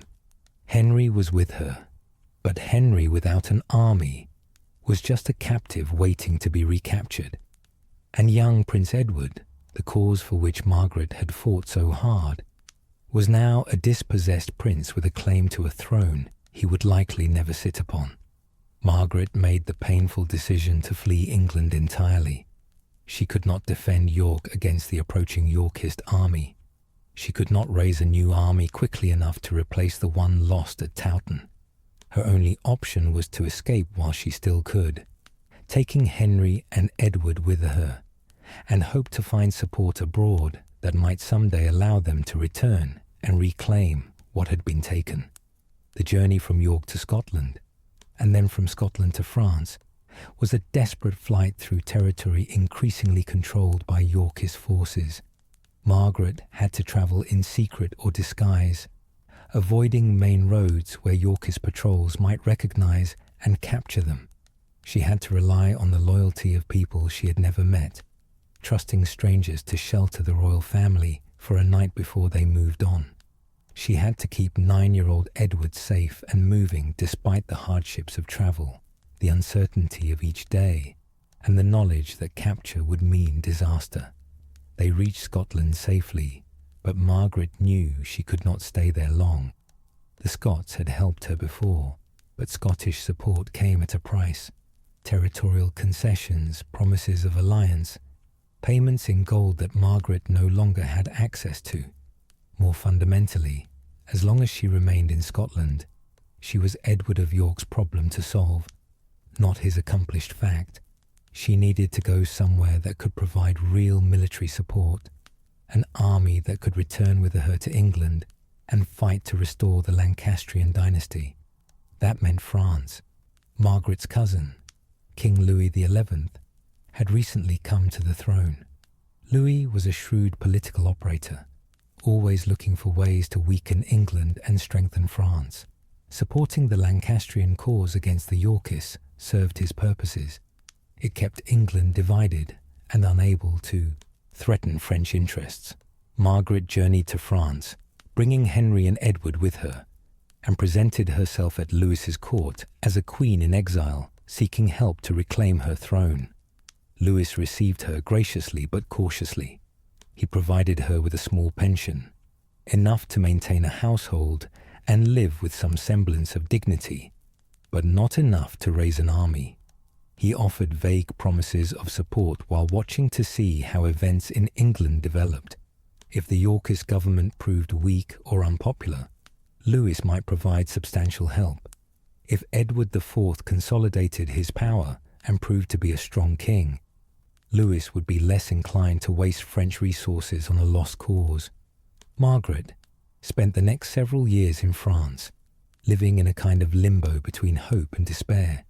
She maintained a small court in exile, surrounded by Lancastrian loyalists who had fled England after Towton. These included men like the Duke of Somerset, the son of the Somerset, who had been killed at St. Albans, Pierre de Breze, a French nobleman who had fought for Margaret, and various other knights and nobles who remained loyal to the Lancastrian cause. In this French exile, Margaret devoted herself to two things: raising her son and plotting their return to England. Edward of Lancaster, as her son was now called, to distinguish him from his Yorkist rival Edward IV, grew from a child into a young man during these years of exile. Margaret oversaw his education personally, ensuring that he learned the skills a king would need: statecraft, military tactics, languages, history.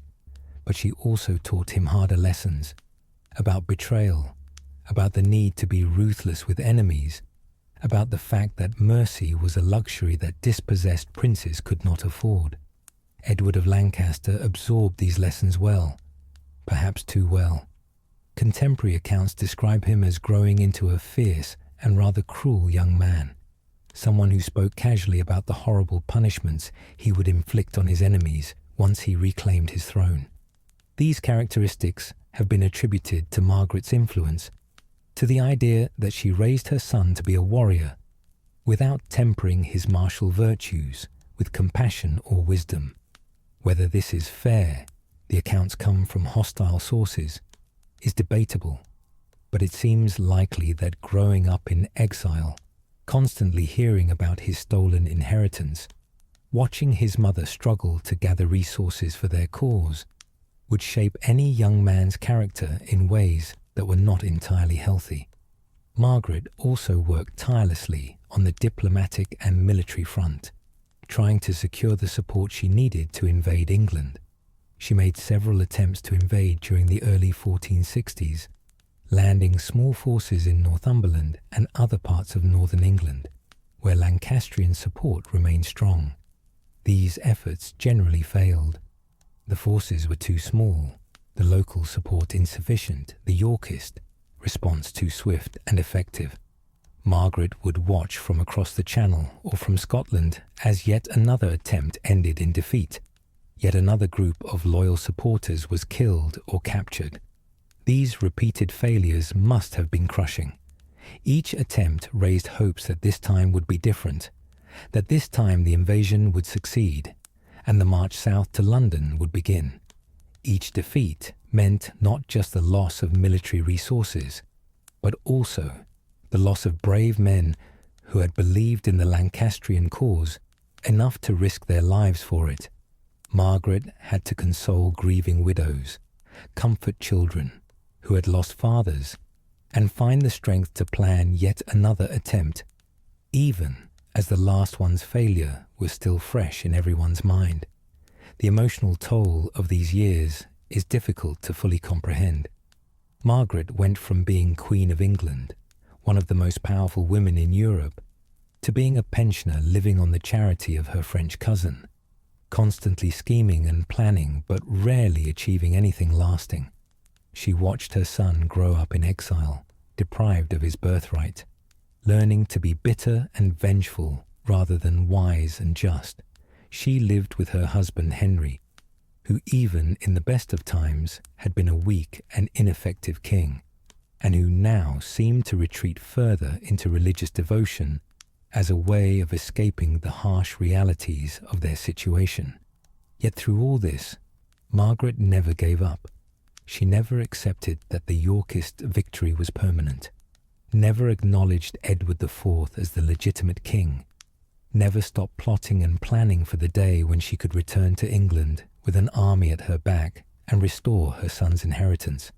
This stubborn refusal to accept defeat, this absolute dedication to her cause, was both Margaret's greatest strength and perhaps her greatest weakness.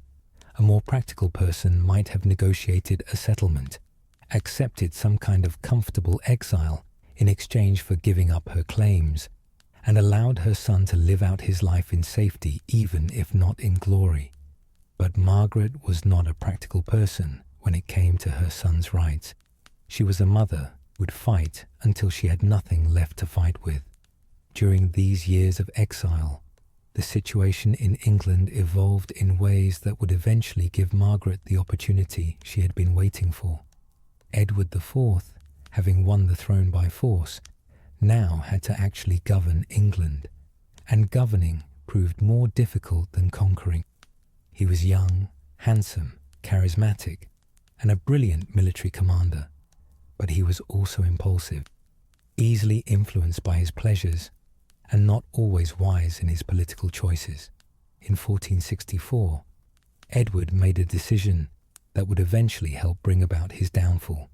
He secretly married Elizabeth Woodville, a beautiful widow from a Lancastrian family. This marriage outraged many of Edward's supporters, particularly Richard Neville, Earl of Warwick, who had expected to arrange a diplomatically advantageous marriage for the young king with a foreign princess. Warwick felt betrayed and humiliated. He had helped put Edward on the throne, had been the primary military commander in the early years of the reign, and had expected to be the power behind the throne. Edward's marriage to Elizabeth Woodville, done without Warwick's knowledge or consent, signalled that Edward intended to rule in his own right and would not be controlled by his most powerful subject. The relationship between Edward and Warwick deteriorated over the following years. Warwick's influence at court declined as Elizabeth Woodville's family rose to prominence. The Queen's relatives were given titles, lands, and important positions, pushing aside nobles who had fought for the Yorkist cause. Warwick, who had not defeated the Lancastrians only to be sidelined by the Woodvilles, began to contemplate radical action. From her exile in France, Margaret watched these developments with keen interest. The growing rift between Edward and Warwick represented an opportunity, if it could be exploited correctly. Warwick was the most powerful nobleman in England, a military genius who had defeated Lancastrian armies repeatedly. If he could be turned against Edward, if his strength could be added to the Lancastrian cause, then everything might change. But there was a seemingly insurmountable problem. Warwick and Margaret hated each other. Warwick had killed Margaret's friends and allies, had fought against her for years, had been instrumental in driving her into exile. Margaret had sworn vengeance against Warwick, had declared him a traitor and murderer, had promised that if she ever returned to power, Warwick would be one of the first to face justice for his crimes. The idea that these two bitter enemies could somehow become allies seemed absurd. Yet politics, as Margaret had learned over her years in England and exile, made strange allies out of former enemies. The enemy of one's enemy, as the old saying went, was if not exactly a friend, at least a potential partner in pursuing shared goals. And both Margaret and Warwick now shared a goal: removing Edward IV from the throne of England. The question was whether either of them could swallow their pride, set aside their history of mutual hatred, and work together for their common cause. The answer to that question would determine the next chapter in Margaret's long struggle to reclaim her son's inheritance. The path toward an alliance between Margaret of Anjou and Richard Neville, Earl of Warwick, was neither quick nor easy. These were two proud, strong-willed individuals who had spent years as mortal enemies, each responsible for causing the other tremendous pain and loss. For such people to negotiate an alliance required swallowing enormous amounts of pride and accepting that political necessity sometimes demands partnerships that seem unnatural or even immoral. The mediator who made this improbable alliance possible was King Louis XI of France. Louis understood that a divided England, torn by civil war, served French interests far better than a united England under a strong king like Edward IV. Louis had been hosting Margaret in France, providing her with a pension and occasional military support for her various failed invasion attempts. When Warwick, falling out with Edward and fearing for his position, fled to France in 1470, Louis saw an opportunity to unite his two English guests in common cause against their shared enemy. The negotiations took place in Angers, in the Loire Valley, in the summer of 1470. Louis brought Margaret and Warwick together. urged them to set aside their past conflicts and emphasized that neither could hope to defeat Edward IV alone, but together they might have a chance. The discussions were long, difficult, and at times seemed on the verge of collapse. Margaret, remembering all the wrongs Warwick had done to her and her cause, was reluctant to trust the man who had been the architect of so many Lancastrian defeats. Warwick, proud and accustomed to dominating any situation he entered, found it galling to beg forgiveness from a woman he had always considered his enemy. But slowly, painfully, an agreement took shape. Warwick would invade England, raise rebellion against Edward IV, and restore King Henry VI to his throne. In exchange, Margaret would forgive Warwick for his past actions against the Lancastrian cause. To cement the alliance and ensure that both sides had a stake in its success, Warwick's younger daughter, Anne Neville, would marry Margaret's son, Edward of Lancaster. This marriage arrangement was crucial to making the alliance work. It meant that Warwick's family would be tied by blood to the Lancastrian dynasty. If Margaret and Edward eventually returned to power, Warwick's daughter would be Queen of England someday, and his grandchildren would sit on the throne. This gave Warwick a powerful incentive to see the alliance through and not betray Margaret once he had regained power in England. For Margaret, agreeing to this marriage must have been painful. Anne Neville was Warwick's daughter, the daughter of the man who had killed so many of Margaret's friends, who had driven her into exile, who had fought to destroy everything she held dear. But Edward of Lancaster needed a wife, and this marriage served the Lancastrian cause.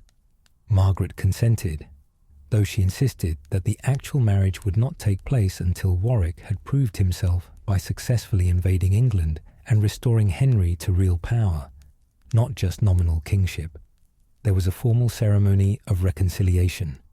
In Angers Cathedral, before witnesses, Warwick knelt before Margaret and begged her forgiveness for all the wrongs he had done to her and to the Lancastrian cause. He swore loyalty to King Henry and promised to dedicate himself to restoring the Lancastrian dynasty. Margaret, for her part, officially forgave Warwick and accepted him as an ally. Both swore their oaths on a fragment of the True Cross, the ultimate oath for medieval Christians, ensuring that if either broke their word, they would face not just earthly consequences, but divine judgment. With the alliance sealed, Warwick returned to England in September of 1470. He landed with a small force and immediately began raising rebellion against Edward IV. The response exceeded even Warwick's optimistic expectations. Edward had made himself unpopular through his favoritism toward the Woodville family, heavy taxes, and policies that seemed to benefit his friends while ignoring the needs of common people. When Warwick proclaimed that he was restoring Henry VI to full power, many nobles and common people alike flocked to his banner. Edward IV, caught by surprise and unable to raise sufficient forces quickly enough, was forced to flee England. He escaped to Burgundy, seeking shelter with his brother-in-law, Charles the Bold, Duke of Burgundy. In early October 1470, Warwick entered London in triumph, released King Henry from the Tower of London, where Edward had kept him imprisoned, and restored him to the throne. The news that reached Margaret in France must have seemed almost too good to be true. After a decade of exile, failure, and frustrated hopes, suddenly her husband was king again. The Yorkist usurper had fled the country. Warwick, her new ally, controlled England and had kept his promise. It seemed that all Margaret's patience, all her refusal to give up, all her years of plotting and planning had finally paid off. But Margaret was cautious. She had learned through bitter experience not to celebrate too quickly, not to assume that victory was complete until it truly was. She wanted to see how the situation in England developed before she committed herself and her son to returning. What if Edward gathered forces in Burgundy and invaded to reclaim his throne? What if Warwick, once he had power, decided he didn't need Margaret or the Lancastrian cause anymore? What if the English people, having just overthrown one king, decided they didn't want Henry back after all? So Margaret delayed her return to England.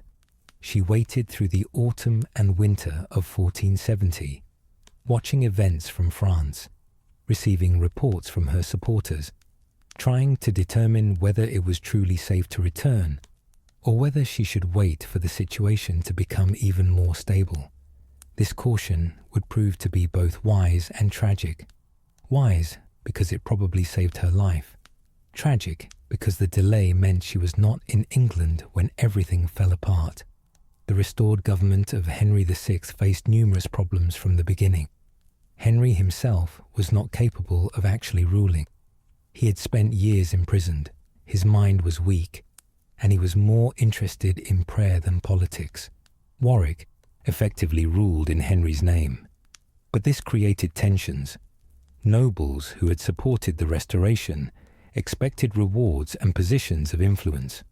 Warwick could not satisfy everyone, and disappointed supporters quickly became resentful.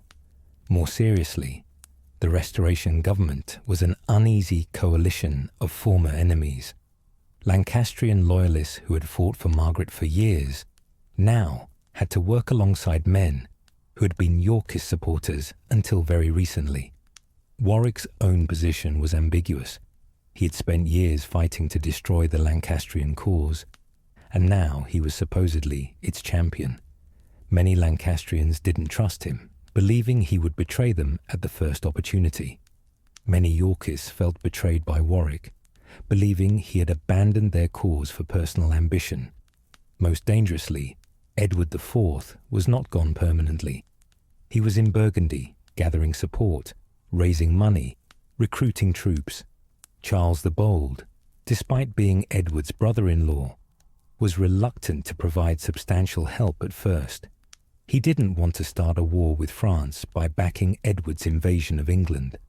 But as winter turned to spring, Charles was persuaded that Edward's restoration would be better for Burgundian interests than allowing Warwick and the French-supported Lancastrian government to consolidate power. In March of 1471, Edward IV landed in Yorkshire with a small force. The Restoration government should have been able to crush this invasion easily.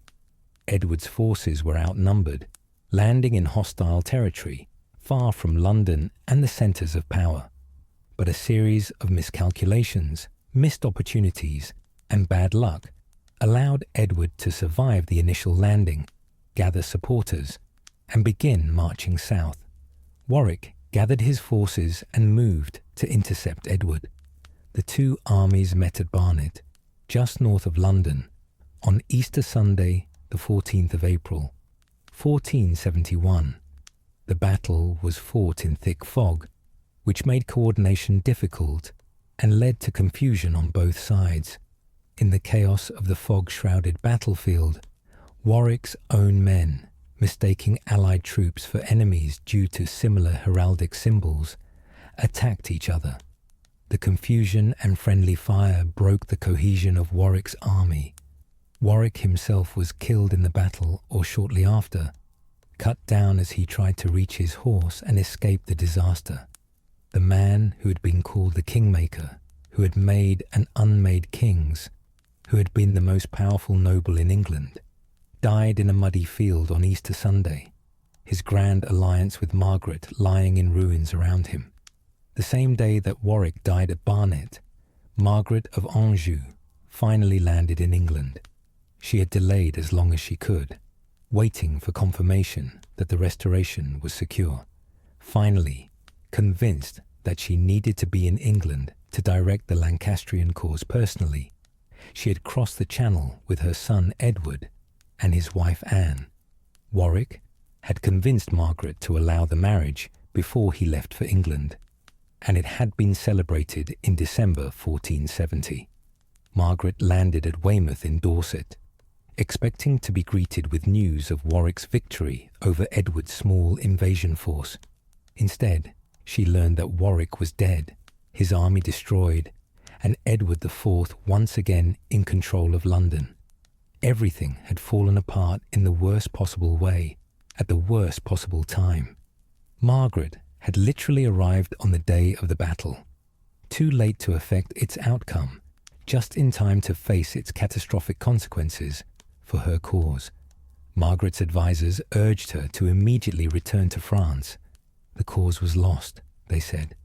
Without Warwick, without an army, without any realistic prospect of defeating Edward, continuing the fight meant certain death or capture. Margaret should save herself and her son, return to France, and wait for another opportunity that might come someday in the future. But Prince Edward of Lancaster refused to flee. He was now 18 years old, raised his entire life to believe that he was the rightful heir to the throne of England, taught that the Yorkists were usurpers who had stolen what was rightfully his. He had just married, had just landed in his kingdom ready to claim his birthright, and now his advisers wanted him to turn around and run away at the first sign of difficulty. He would not do it. He would gather an army, he would fight Edward of York, and he would win or die in the attempt. Margaret, faced with her son's determination, could not bring herself to force him to flee. This was the moment she had raised him for, the cause she had dedicated her life to. How could she, having taught him to be brave and defiant in the face of adversity, now tell him to be cautious and run away?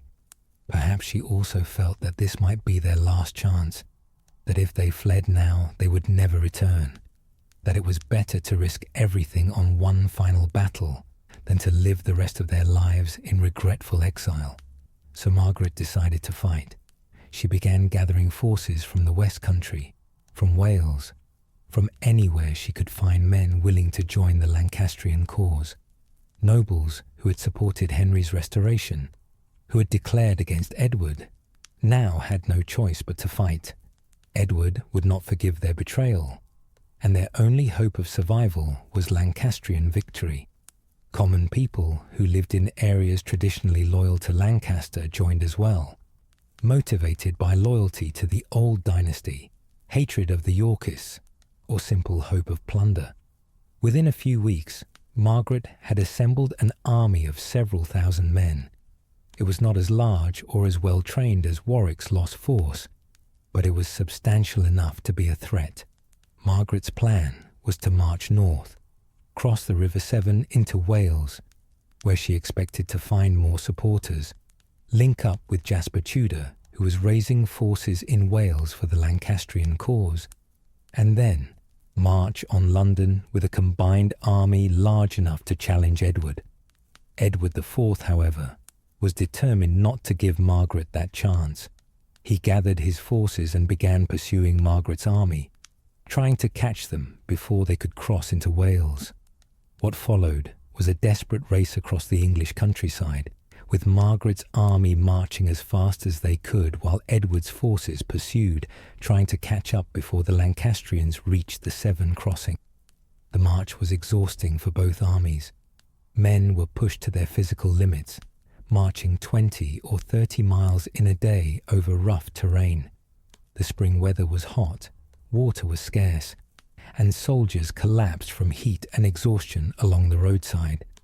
Margaret, now 41 years old, made this march alongside her army, refusing to rest while her soldiers suffered, driving them forward through force of will and desperate necessity. On the morning of the 3rd of May, 1471, Margaret's army reached Gloucester, where they hoped to cross the Severn. But Edward had sent messages ahead, and the governor of Gloucester, loyal to the Yorkist king, refused to open the gates to Margaret. The Lancastrian army, exhausted from their forced march, did not have time to besiege the city before Edward's pursuing army caught up with them. Margaret's commanders made a fateful decision. They would continue up the Severn to Tewkesbury, where there was another crossing point. They marched through the night of the 3rd of May, covering 10 more miles in darkness, pushing their exhausted men beyond what should have been humanly possible. But Edward's army, equally exhausted, but driven by their king's determination, kept pace. By the morning of the 4th of May, both armies had reached Tewkesbury. Margaret's forces, after marching through the night, were too exhausted to continue. They had no choice but to stand and fight, even though they were tired, hungry, and facing an enemy force that was likely larger and certainly more experienced. The Battle of Tewkesbury would determine the fate of the Lancastrian cause, of Prince Edward, and of Queen Margaret herself. The morning of the 4th of May, 1471, dawned with a pale sun rising over the fields south of Tewkesbury Abbey.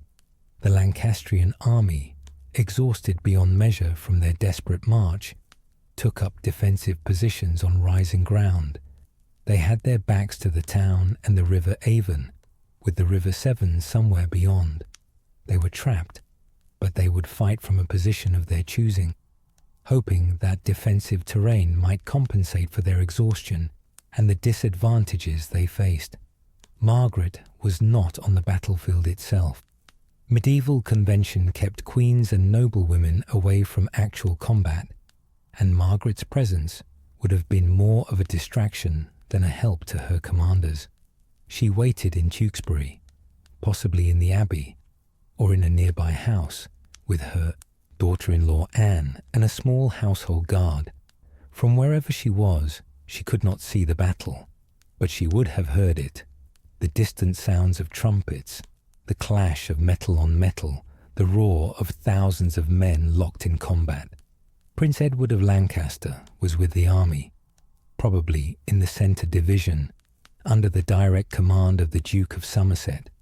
At 18, Edward was old enough to fight, and his presence was important for morale. Soldiers fought harder when they could see their prince sharing their dangers, but Edward's military experience was limited. He had grown up in exile, trained in the theory of warfare, but never tested in actual combat. Today would be his first real battle, and tragically, it would also be his last. The Battle of Tewkesbury began with an artillery exchange, cannons and archers firing at each other across the field. Edward IV's forces held the advantage in artillery, having better equipment and more experienced gunners. The Yorkist artillery did significant damage to the Lancastrian positions, forcing them to endure bombardment while unable to effectively respond. The Duke of Somerset, commanding the Lancastrian right wing, made a decision to seize the initiative before the artillery destroyed his force. He led his division in an attack on the Yorkist left, attempting a flanking maneuver that might break Edward's formation and turn the tide of battle. It was a bold move, the kind of aggressive tactic that sometimes won battles when a defensive stance would only lead to slow defeat. But Somerset's attack miscarried. The terrain was more difficult than it appeared, with hidden ditches and rough ground that disrupted the Lancastrian formation. The Yorkists had also positioned a reserve force in a small wood, hidden from Lancastrian scouts. When Somerset's division advanced, this reserve emerged and struck them in the flank, turning Somerset's flanking attack into a disaster. Somerset's division broke and retreated in disorder. The Duke himself, seeing his attack fail and his men fleeing, reportedly became enraged. Some accounts say he blamed Lord Wenlock, commander of the Lancastrian centre, for not supporting his attack. In his fury, Somerset supposedly rode back to the Lancastrian lines and struck Wenlock dead with his war axe, killing one of his own commanders in the middle of a battle. Whether this story is true or exaggerated by hostile chroniclers is uncertain, but what is certain is that Somerset's failed attack unravelled the Lancastrian battle plan. The Yorkist forces, seeing the enemy in disarray, pressed their advantage. Edward IV and his brother Richard, Duke of Gloucester, led their divisions forward in a general assault on the Lancastrian position. The Lancastrian army, exhausted from their forced march, their right wing broken, their command structure possibly disrupted by Somerset's alleged killing of Wenlock, could not hold. The line began to buckle, then break, What had been an organised defensive position became a rout, with soldiers abandoning their positions and running for their lives toward Tewkesbury and the rivers beyond. The retreat became a slaughter. Yorkist soldiers, knowing they were fighting to secure their king's throne once and for all, gave no quarter. They pursued fleeing Lancastrians through the fields and into the town, cutting down men who threw away their weapons and begged for mercy. Some Lancastrians tried to reach Tewkesbury Abbey, hoping the sanctuary of the church would protect them. Others tried to cross the River Avon, but the river was swollen with spring rains, and many drowned attempting to swim across in their armour. One field became known as Bloody Meadow because of the carnage that occurred there. In the chaos of the rout and pursuit, Prince Edward of Lancaster was killed. The exact circumstances of his death remain one of the great mysteries and controversies of the Wars of the Roses. Some accounts say he was killed in the actual fighting, cut down by Yorkist soldiers as he tried to rally his fleeing troops. Other accounts claim he was captured after the battle and brought before Edward IV, where he was executed, murdered in cold blood, despite the conventions that usually protected noble prisoners. The most dramatic version, recorded by chroniclers hostile to the Yorkists, claims that Edward was brought before the king and asked why he had dared to invade England. Edward supposedly responded defiantly, saying he came to reclaim his rightful inheritance. Edward IV, enraged by this defiance, struck the prince, and then others in the royal presence, possibly including Edward's brothers George, Duke of Clarence, and Richard, Duke of Gloucester, fell upon the young man with weapons and killed him. This version has been questioned by historians, who note that it comes from sources written years after the event by Lancastrian sympathisers. It may be propaganda designed to blacken the Yorkist reputation, but regardless of the exact circumstances, the fundamental truth is undeniable. Prince Edward of Lancaster died at or shortly after the Battle of Tewkesbury.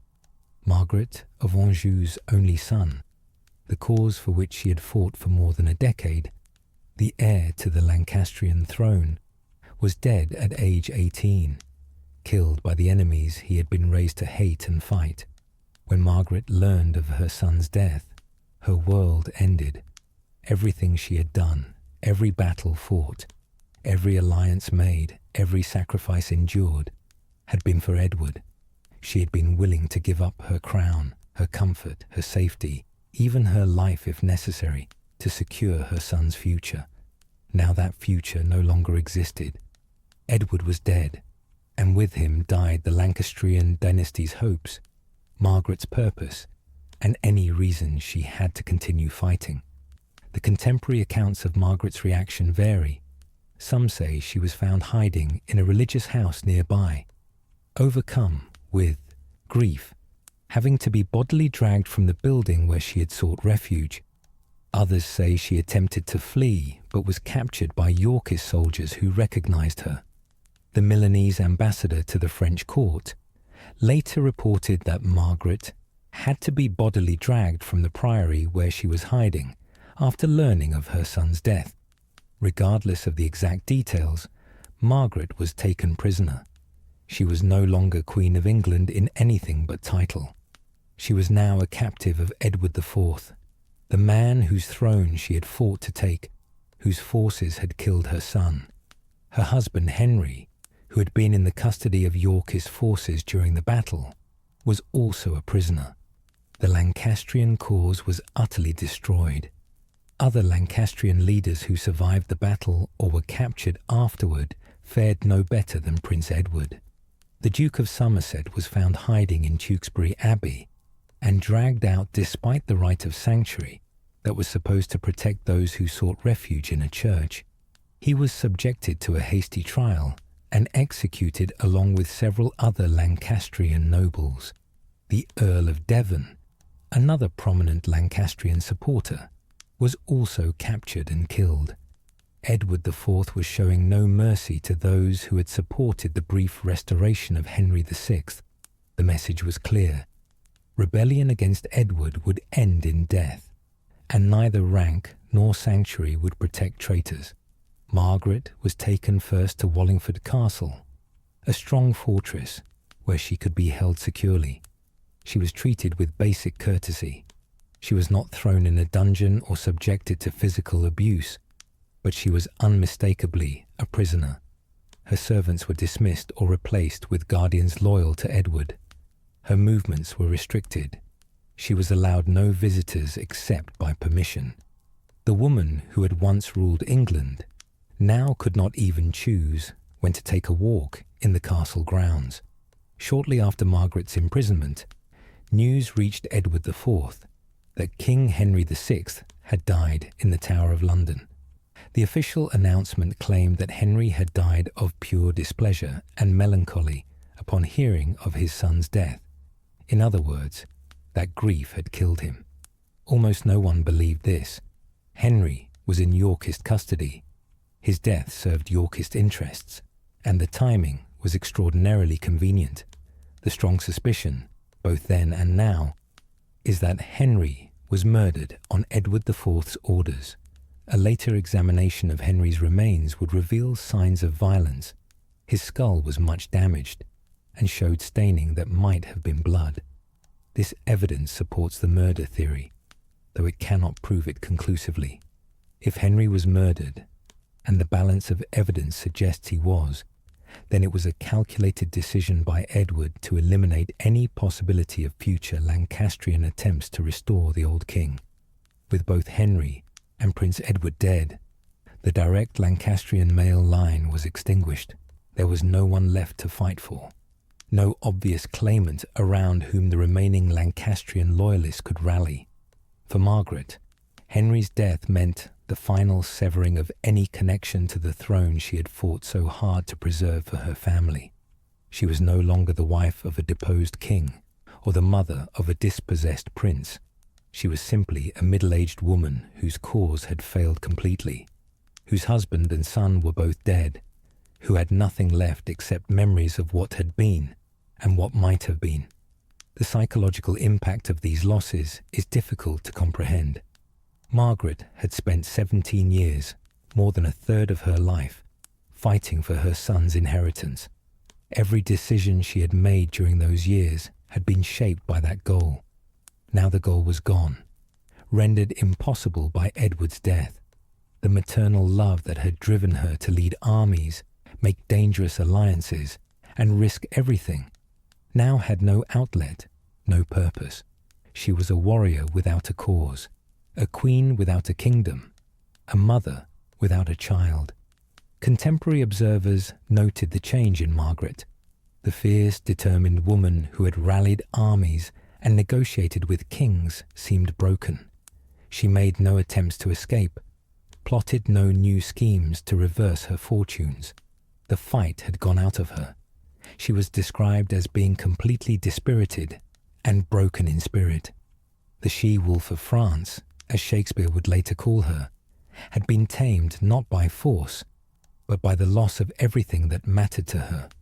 Margaret was moved from Wallingford Castle to the Tower of London, the same fortress where her husband had been held and where he had died. She was given reasonably comfortable quarters. She was a queen, after all, even if a deposed and captive one, and Edward IV was secure enough in his victory to be magnanimous in the details of her confinement. She was allowed servants, books, the ability to attend religious services, but the basics of her situation were unchanged. She was a prisoner, and she would remain one until Edward decided otherwise. The years of Margaret's imprisonment were quiet years, without the dramatic events that had characterized her earlier life. She spent her time in prayer, in contemplation, perhaps in writing letters to those few friends and supporters who remained in positions to help her. Her daughter-in-law, Anne Neville, now widowed at 15, was eventually married to Richard, Duke of Gloucester, the younger brother of Edward IV. This meant that the girl Margaret had reluctantly accepted as her son's wife became part of the Yorkist royal family. a final irony in Margaret's story of reversed fortunes. Margaret was not completely forgotten during her imprisonment. Negotiations occasionally took place regarding her possible ransom or release. Her cousin, King Louis XI of France, maintained some interest in her fate, though his enthusiasm for supporting the Lancastrian cause had cooled considerably now that the cause was obviously lost. Various proposals were discussed. Perhaps Margaret could be ransomed back to France in exchange for her renouncing all claims to the English throne. Or perhaps she could be released to live out her days in a convent, removed from politics and posing no threat to Edward's rule. But for several years, nothing concrete came of these negotiations. Edward was in no hurry to release Margaret. She was not causing him any problems while imprisoned, and keeping her in custody ensured that she could not become a figurehead for any remaining Lancastrian sympathizers. Time passed slowly for Margaret in the Tower, marked not by political events or military campaigns, but by the quiet rhythms of religious observance and personal reflection. In 1475, 4 years after the disaster at Tewkesbury, Margaret was finally ransomed. Louis XI agreed to pay 50,000 crowns, £10,000, for her release. The Treaty of Picquigny, signed between Edward IV and Louis, included provisions for Margaret's return to France. She was released from the Tower in late 1475 or early 1476 and allowed to return to her native land. Margaret was now 45 years old. She had left England as a young bride of 15, full of hope and expectation.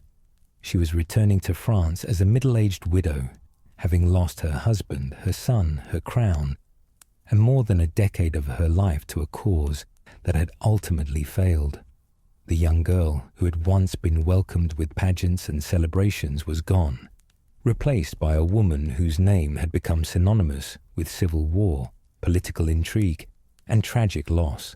The Tower of London had served many purposes throughout its long history. It had been a royal palace where kings resided in splendor. It had been a fortress, its thick walls and commanding position on the Thames making it nearly impregnable. It had been a prison, holding everyone from common criminals to deposed monarchs. For Margaret of Anjou, it became all of these things, a place of captivity that was neither dungeon nor palace, where she lived in a strange limbo between honor and disgrace. Margaret's quarters in the Tower were not the dank cells reserved for common prisoners. She was given rooms that, while not luxurious, were reasonably comfortable. She had a bed, furniture, windows that let in light and air. She was allowed servants, though they were carefully selected and monitored by her captors, to ensure they would not assist in any escape attempt or smuggle out messages to Lancastrian sympathizers. She was provided with adequate food, clothing appropriate to her rank, and the basic necessities of life for someone of noble birth. But comfort does not mean freedom, and Margaret was acutely aware that she was a prisoner. She could not leave her apartments without guards. She could not receive visitors without permission. She could not write letters freely or communicate with the outside world, except through channels controlled by Edward IV's government.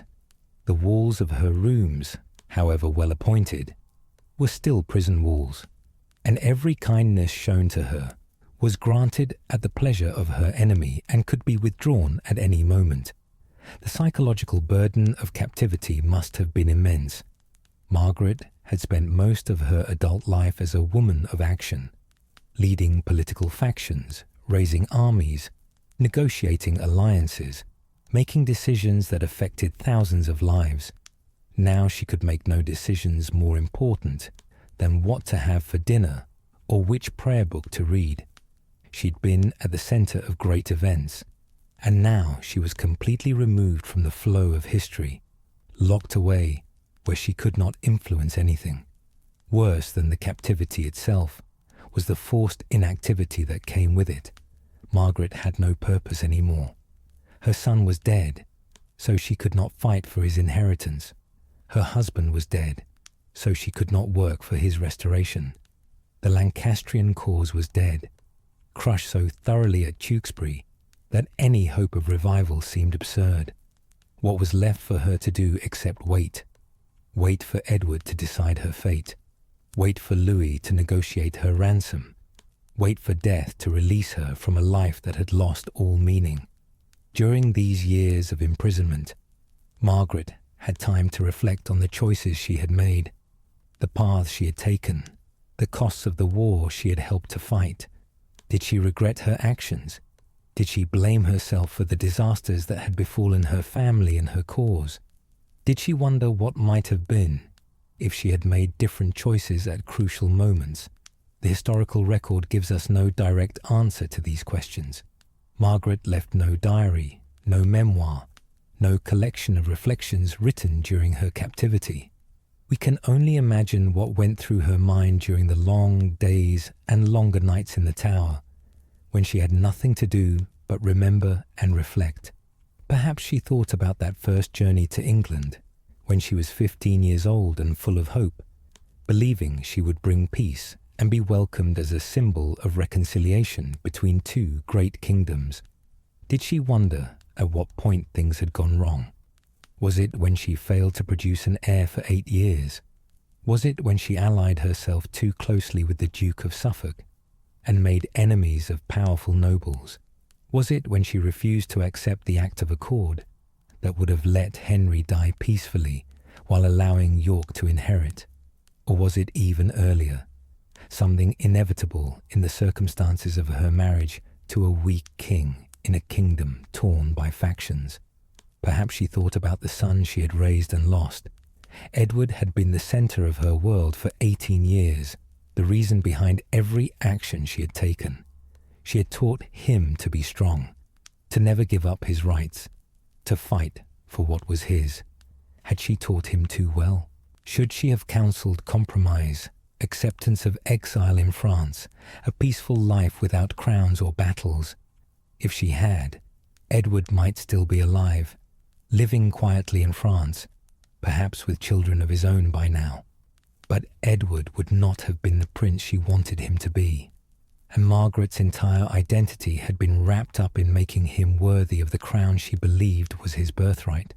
Perhaps she thought about all the people who had died because of the wars, the great nobles like Suffolk and Somerset, who had been her friends, the ordinary soldiers who had followed her banners to death at St. Albans and Towton and Tewkesbury, the civilians who had suffered when armies marched through their lands. Medieval people were used to death in ways modern people are not. Death from disease, death in childbirth, death from simple accidents were common, but the scale of death in the Wars of the Roses was unusual even by medieval standards. Tens of thousands had died. Families had been destroyed. The nobility had been decimated. And for what? So that one branch of the Plantagenet family could rule instead of another, so that the Red Rose of Lancaster could triumph over the White Rose of York, or vice versa. But Margaret probably did not think in terms of futility or regret. Medieval people generally did not question the fundamental structures of their society, that kings should rule, that inheritance determined legitimacy, that honor required defending one's rights regardless of cost. From Margaret's perspective, she had fought for what was right and just. Her son had been the legitimate heir to the throne. The Yorkists were usurpers and traitors. The fact that she had lost did not make her cause wrong. It simply meant that fortune had favored her enemies. During her captivity, Margaret found solace in religion. She had always been pious. All medieval nobility were expected to be. But in the tower, with nothing else to occupy her time or give meaning to her days, religious devotion became increasingly central to her life. She attended Mass regularly, spent hours in prayer, read devotional texts. Religion offered answers that politics could not. Suffering was redemptive. Loss was part of God's plan. Earthly kingdoms were temporary, but the kingdom of heaven was eternal. Margaret also maintained some connection to the outside world through carefully controlled channels. She was kept informed of major events, though usually with significant delay, and through the filter of her captors. She learned that Edward IV's government was becoming more stable, that the country was recovering from the wars, that trade was improving and prosperity returning. She learned that Anne Neville, her son's widow, had married Richard Duke of Gloucester and had become Duchess of Gloucester. She learned that her former lady-in-waiting, Alice Chaucer, Duchess of Suffolk, was still alive and apparently petitioning for Margaret's better treatment or release in 1472. Margaret's place of imprisonment changed. She was transferred from the Tower to the custody of Alice Chaucer, Duchess of Suffolk. This was a significant improvement in her circumstances. Alice had been one of Margaret's closest friends during the years before the wars began. She was the widow of William de la Pole, the man who had negotiated Margaret's marriage to Henry and who had been murdered by a mob in 1450. Despite her husband's tragic end and the years of war that followed, Alice had maintained her position at court and retained some influence. Under Alice's custody, Margaret's life became somewhat less restricted. She was no longer in the Tower, but in a noble household, with more freedom of movement and more comfortable surroundings. Alice treated her not as a prisoner, but as a guest, showing her the courtesy and respect due to a queen, even though Margaret had no kingdom left to rule. This period from 1472 to 1475 was probably the least miserable part of Margaret's captivity, cushioned by the kindness of an old friend who remembered happier days. But even improved conditions could not change the fundamental reality of Margaret's situation. She was still a captive, still dependent on the goodwill of her enemies for every comfort, still unable to leave England or control her own fate. And she was growing older, 42, then 43, then 44, middle-aged by medieval standards, without the activities and purposes that had defined her earlier life. The negotiations for Margaret's ransom dragged on through these years. Louis XI was interested in securing her release, but he wanted it done on terms favourable to France. He negotiated not just for Margaret's freedom, but for broader agreements about trade, territory, and the relationship between England and France. Edward IV, for his part, was willing to release Margaret, but wanted substantial payment and assurances that she would never try to return to England or involve herself in English politics again. Finally, in 1475, the Treaty of Picquigny resolved these issues. The treaty covered many topics beyond Margaret's ransom. It essentially ended hostilities between England and France, established trading agreements, and created a framework for future relations between the two kingdoms. But one of its provisions was that Louis would pay 50,000 crowns for Margaret's release, and that Margaret would return to France and renounce all claims to the English throne. Margaret's release came in late 1475 or early 1476. She left England for the last time, crossing the Channel to France, returning to the land of her birth after 30 years of absence. She was no longer a young bride travelling to meet her royal husband, no longer a queen leading armies to battle. She was simply a middle-aged woman, broken by loss and defeat, returning home to live out whatever years remained to her in quiet obscurity. As her ship pulled away from the English coast, did Margaret look back at the white cliffs of Dover, remembering when she had first seen them as a young girl of 15? Did she think about all that had happened in the 3 decades since? All the joy and sorrow, triumph and disaster, love and loss that had filled those years? Did she wonder what her life might have been if she had married someone else, lived in a different country, pursued different dreams? The England Margaret left behind in 1475 was very different from the England she had first arrived in. The Wars of the Roses had fundamentally changed the country. The old nobility had been decimated, their lands and titles redistributed to new men, loyal to Edward IV. The power of the crown had been strengthened. Edward ruled with an authority that Henry VI had never possessed. The country was at peace, tired of war, and willing to accept a strong king who could maintain order. The wounds would take generations to fully heal, but they were beginning to heal. Margaret would have no part in that healing. She had been one of the agents of the war's destruction, and England was done with her. Her name would be remembered, but not fondly. She would become a cautionary tale about foreign queens who involved themselves too deeply in politics, about the dangers of a woman exercising power, about what happened when legitimate succession was challenged by force. Shakespeare would later immortalize her as the she-wolf of France, a figure of terror and ruthlessness. Historians would debate her role, some seeing her as a devoted mother protecting her son's rights, others as an ambitious woman whose actions made the wars worse than they needed to be.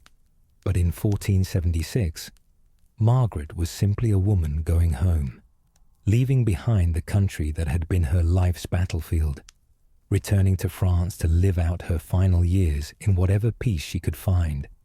The France that Margaret returned to in 1476 was not the France she had left 3 decades earlier. She had been born during the final phase of the 100 Years' War, when France was divided and parts of it were controlled by England. She was returning to a France that had triumphed over England, driven the English from nearly all their French territories, and was emerging as one of the most powerful kingdoms in Europe under the shrewd leadership of King Louis XI. Louis was Margaret's cousin, but their relationship was based more on political calculation than family affection.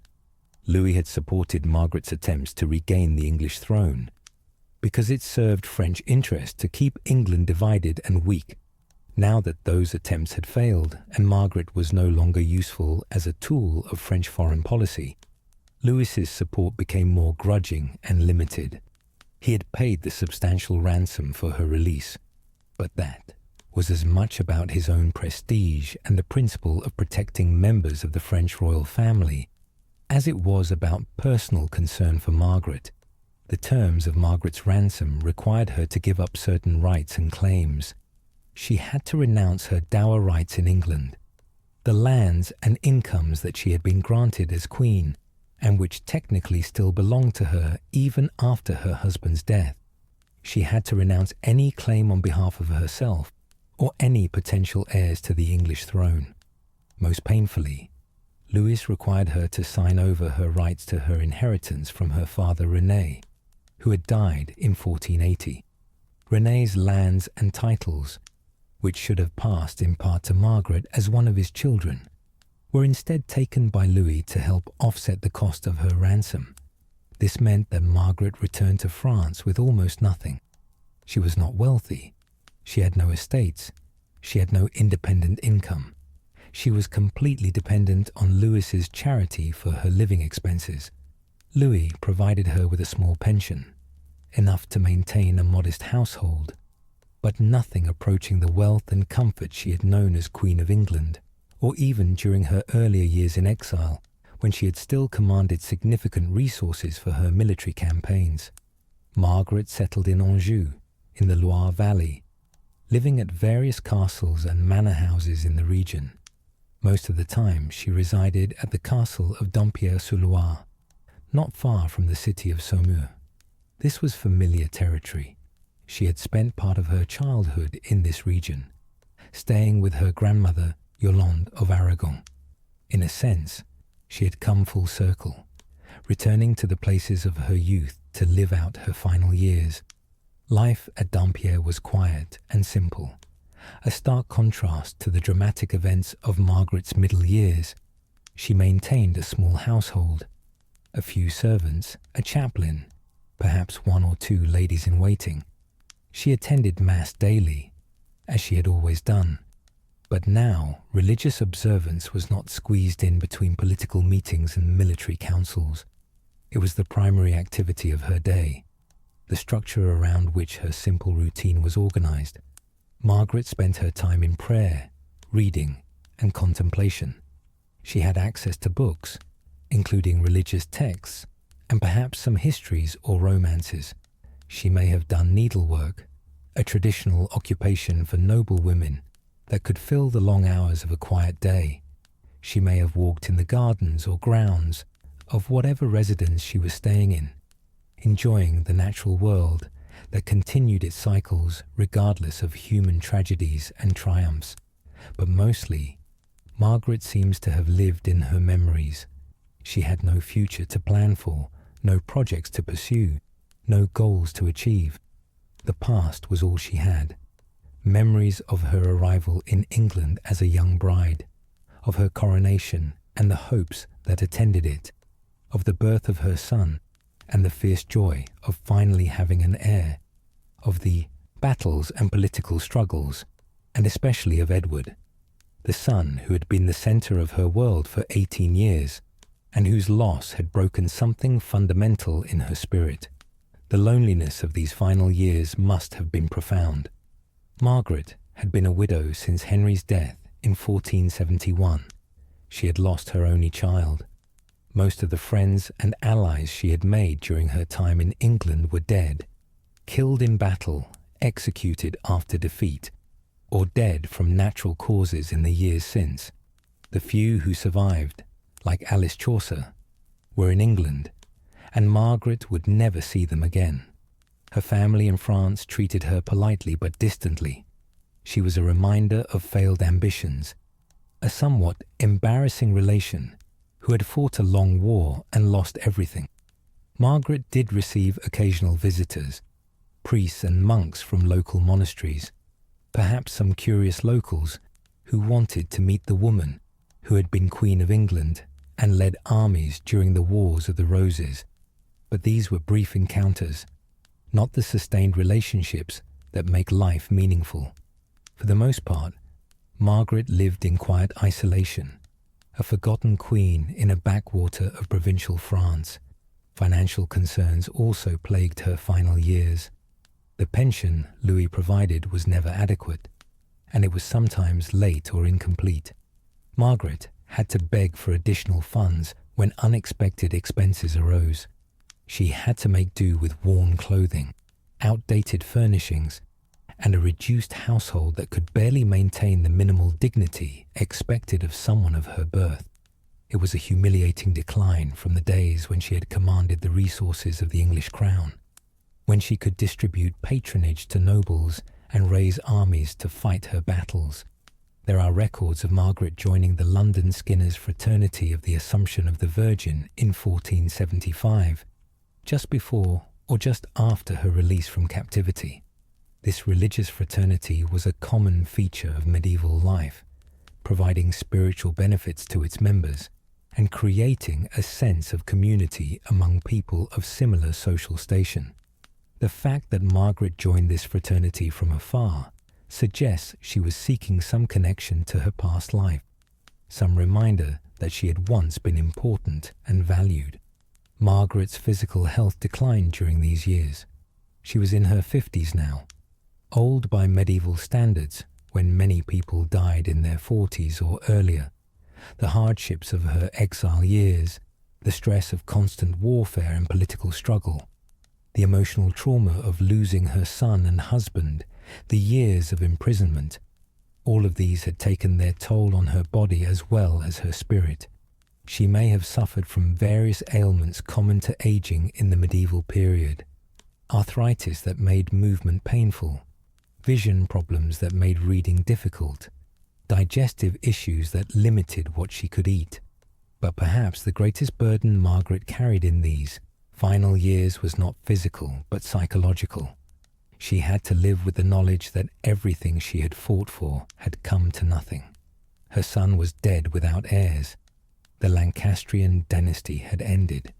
The Yorkists she had spent years trying to defeat now ruled England securely. Edward IV was proving to be an effective king, bringing peace and prosperity after the chaos of the wars.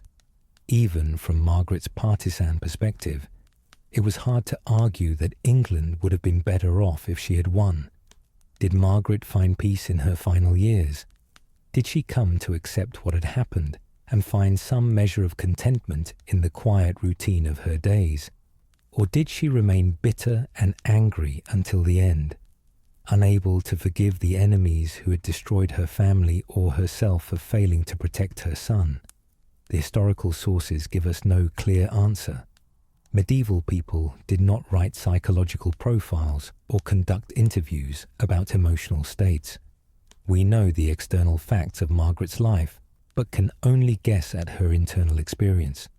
What we do know is that Margaret maintained her dignity until the end.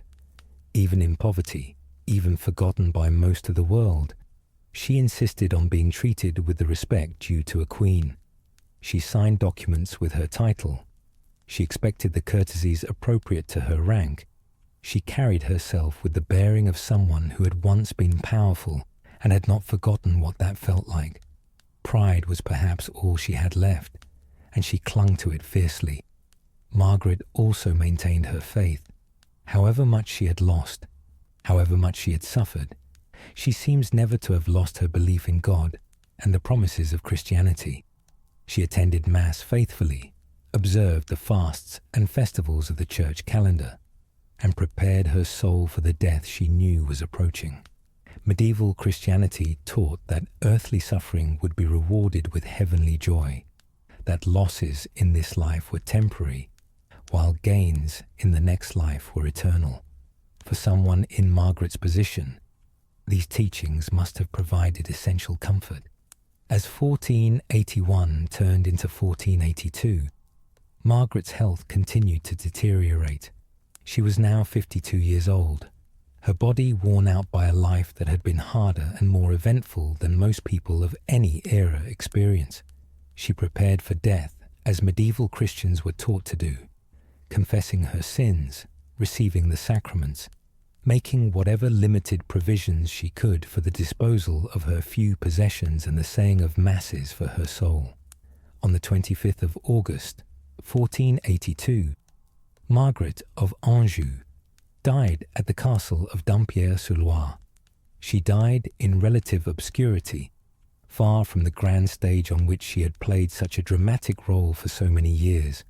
There were no great crowds mourning her passing, no state funeral with elaborate ceremonies, no monuments erected to commemorate her life. She was buried in Anjou Cathedral, alongside her parents Renee and Isabella, returning in death to the family she had left so long ago, when she travelled to England to become a queen. The exact cause of Margaret's death is not recorded.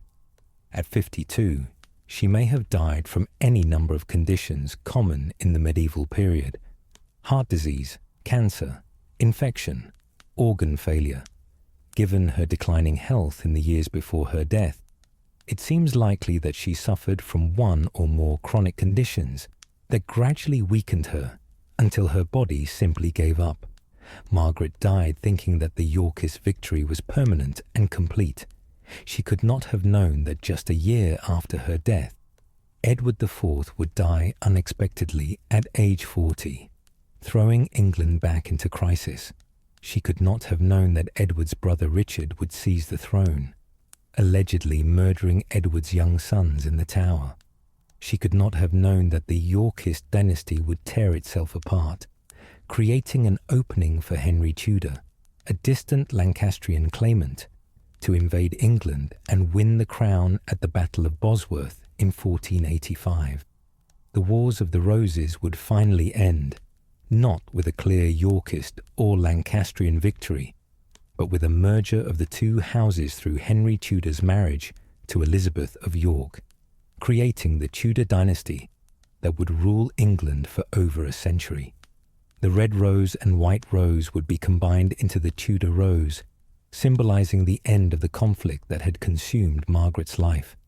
But Margaret knew none of this. She died believing that her cause had failed utterly and that the Yorkists would rule England forever. The final 7 years of Margaret's life, from her release from English captivity in 1476 to her death in 1482 were years of anticlimax after a life filled with dramatic events. She had been a queen who led armies, a mother who fought desperately for her son's rights, a political figure who shaped the destiny of nations. Now she was simply an aging woman, living quietly in the French countryside, forgotten by most of the world, important to no one. Margaret's residence at the castle of Dampierre-sur-Loire was modest by royal standards. The castle itself was not a grand palace, but a smaller fortified manor house, suitable for minor nobility, but hardly befitting someone who had once worn the crown of England. Her apartments were comfortable enough. Medieval nobility still lived better than common people even when impoverished, but they were nothing compared to the royal palaces of Windsor, Westminster, and other residences she had occupied during her years as queen. The household Margaret maintained was equally modest. She could afford only a few servants, perhaps a half-dozen people total, including personal attendants, a cook, a steward to manage her limited finances, and a chaplain to say Mass for her daily. This was a far cry from the hundreds of people who had made up her household as Queen of England, when she had ladies-in-waiting from the greatest families in the land, knights and nobles attending her court, ambassadors and petitioners seeking her favour. Margaret's daily routine during these years was simple and repetitive. She rose early, as was customary in an age before artificial light made staying up late practical. She attended Mass, spending time in prayer and devotion. She took her meals, simple fare probably, as her limited income did not allow for the elaborate feasts she had once hosted. She spent time reading, if her eyesight permitted, or listening to her chaplain or servants read to her if it did not. She may have done needlework or other handcrafts. She walked in whatever gardens or grounds were available when weather permitted. But mostly, in these final years, Margaret seems to have spent her time remembering. She had lived an extraordinary life, witnessed and participated in great events, known triumph and disaster on a scale few people ever experience. Now, with nothing left to do, and no one particularly interested in hearing her stories, she could only revisit those memories in private, turning them over in her mind, perhaps wondering what she might have done differently, perhaps simply savouring or mourning what had been. Did Margaret think often of Edward, her lost son? Almost certainly. No parent who has lost a child ever stops thinking about them. And Margaret had lost Edward under particularly tragic circumstances, killed in battle or executed in the aftermath of defeat, dying young before he could fulfill the destiny she had spent 18 years preparing him for. She must have wondered what kind of man he would have become if he had lived, whether he would have made a good king, whether he might have married again after Anne Neville and produced the grandchildren Margaret would never have. Did Margaret think about Henry, her husband for nearly 3 decades? Their marriage had been arranged for political reasons, and they had been mismatched in temperament. She fierce and active, he gentle and passive, but they seemed to have developed genuine affection for each other despite their differences. Henry had trusted Margaret, had relied on her strength when his own failed, had allowed her to rule in his name during his periods of mental illness. Margaret had protected Henry, had fought for his crown, even when he seemed barely aware of what was happening around him. Whatever the limitations of their relationship, they had been partners in ruling England and in surviving the Wars of the Roses, and Margaret must have felt his absence in her final years. Did Margaret think about her early life, before England, before queenship, before war? Did she remember her childhood in Lorraine and Naples, her mother Isabella teaching her lessons, her father René writing poetry and painting glass, her grandmother Yolande's court in Anjou? Those memories must have seemed to belong to another lifetime, to a different person than the one Margaret had become. The girl who had left France at 15 to marry a king had been innocent of so much, of the complexities of English politics, of the brutality of warfare, of how completely ambition and maternal love could drive someone to actions they never would have imagined themselves capable of. Margaret's relationship with her host, King Louis XI, was distant and formal during these final years. Louis had more important concerns than a pensioner living in Anjou. He was consolidating his power in France, dealing with rebellious nobles, managing France's relationships with Burgundy and other neighbouring powers. Margaret was an expense on his treasury, a remnant of old politics that no longer mattered much. He made sure she had enough to live on, because abandoning family members completely would have been scandalous. But he did not visit her, did not invite her to court, did not consult with her on matters of policy. This neglect must have been difficult for Margaret to bear. She had once been important, someone whose opinions mattered, whose decisions affected the course of events. Now she was irrelevant, someone whose existence was acknowledged but whose views were neither sought nor valued. For a woman of Margaret's temperament, strong-willed, intelligent, accustomed to wielding power, this enforced irrelevance may have been harder to endure than poverty or captivity. Margaret's health began to fail more noticeably as she entered her 50s. Medieval people aged faster than modern people do, worn down by poor nutrition, lack of medical care, harsh living conditions, and the accumulated effects of infections and injuries that today would be easily treated. Margaret had lived a particularly hard life even by medieval standards.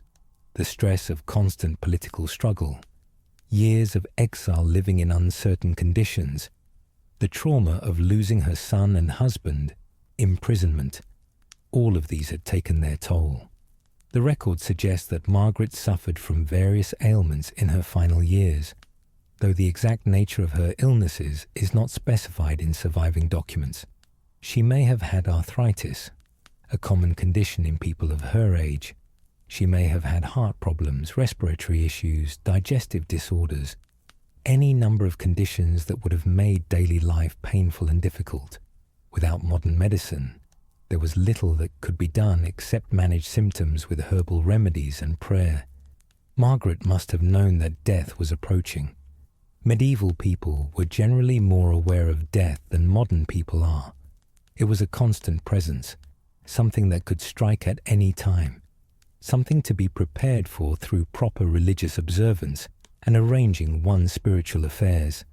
Margaret would have confessed her sins regularly, received communion frequently, and made sure she was in a state of grace so that when death came, she would be ready.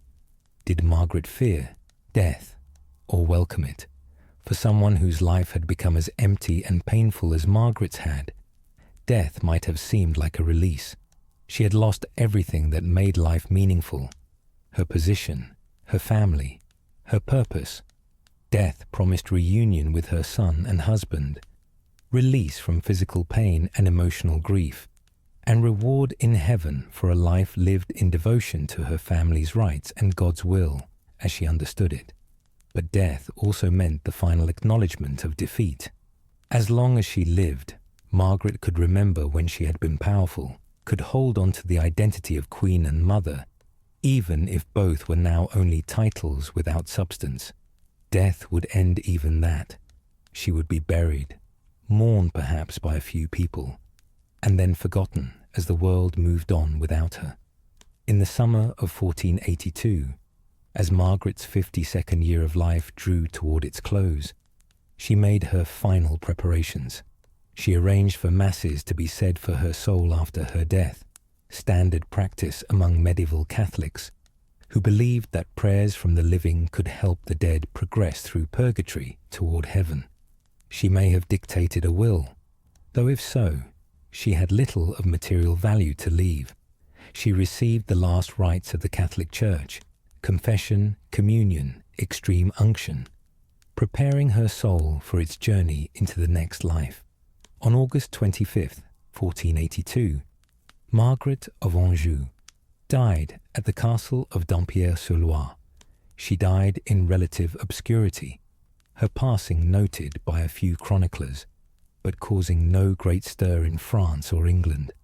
The wars she had fought in were over. The issues she had fought for were settled, and the world had moved on. The young bride who had arrived in England with such hope in 1445, the warrior queen who had led armies and fought for her son's inheritance, the broken prisoner who had lost everything. All these Margarets passed from life into death, from history into memory. Margaret was buried in Angers Cathedral, in the family tomb of the House of Anjou. Her father René and mother Isabella were already there, having died in 1480 and 1453 respectively. Margaret's body was laid to rest beside theirs, reunited with the family she had left behind when she went to England to become a queen. The tomb, like so many others, would later be desecrated during the French Revolution, when revolutionary fervour led to the destruction of symbols of the old regime. But in 1482, Margaret was laid to rest with appropriate ceremony for someone of her rank, even if she died far from the throne she had once occupied and the kingdom she had fought so hard to preserve for her son. With Margaret's death, the generation that had lived through the main phase of the Wars of the Roses was passing. Richard Neville, Earl of Warwick, had died at Barnet in 1471. Henry VI had died the same year, probably murdered. Edward of Lancaster had died at Tewkesbury. Edward IV would die in 1483, just a year after Margaret. Richard III would die at Bosworth in 1485. The great figures of the wars were being swept away by time and violence, making way for a new generation that would build a different kind of England on the ruins of the old. Margaret died unaware that the struggles she had been part of would continue even after all the original participants were gone, that the Yorkist dynasty would tear itself apart, that a distant Lancastrian claimant would eventually win the crown and found the Tudor dynasty that would rule England through some of its most famous periods. She died believing that her cause had failed utterly and completely, that the Yorkists had won forever, and that her son's death had been in vain. Whether that belief was accurate is a question historians still debate. The Lancastrian dynasty in its direct line did end with Henry and Edward's deaths, but Lancastrian claims lived on through collateral lines, eventually being inherited by Henry Tudor through his mother, Margaret Beaufort, a descendant of John of Gaunt. When Henry Tudor became Henry VII in 1485, the Lancastrian cause achieved a kind of posthumous victory. Margaret of Anjou's fierce defence of Lancastrian legitimacy, her refusal to accept Yorkist usurpation, her insistence that her son's rights were sacred, all these positions were vindicated, in a sense, when a Lancastrian claimant finally won the throne for good. But Margaret knew none of this. She died in obscurity, poverty, and grief, a forgotten queen, whose story seemed to have ended in complete failure. Only history would later recognize that her struggle, while tragic for her personally, was part of a larger pattern that eventually led to resolution of the conflicts she had lived through. Margaret of Anjou's legacy is complex and contested, shaped as much by later interpretations as by her actual deeds. History, as the saying goes, is written by the victors, and for many years after Margaret's death, history was written by those sympathetic to the Yorkist cause or to the Tudor dynasty that eventually supplanted both York and Lancaster. These writers had reasons to present Margaret in particular ways, sometimes as a villain whose actions justified Yorkist rebellion, sometimes as a tragic figure whose fall illustrated the dangers of political involvement by women. The earliest accounts of Margaret's life and actions come from chronicles written during or shortly after the Wars of the Roses. Many of these chroniclers had clear partisan biases. Yorkist sympathizers portrayed Margaret as a foreign schemer, a violent woman who delighted in bloodshed, a manipulative wife who dominated her weak husband and led England into disaster. They blamed her for prolonging the wars, for refusing reasonable compromises, for being more interested in power than in the good of the country.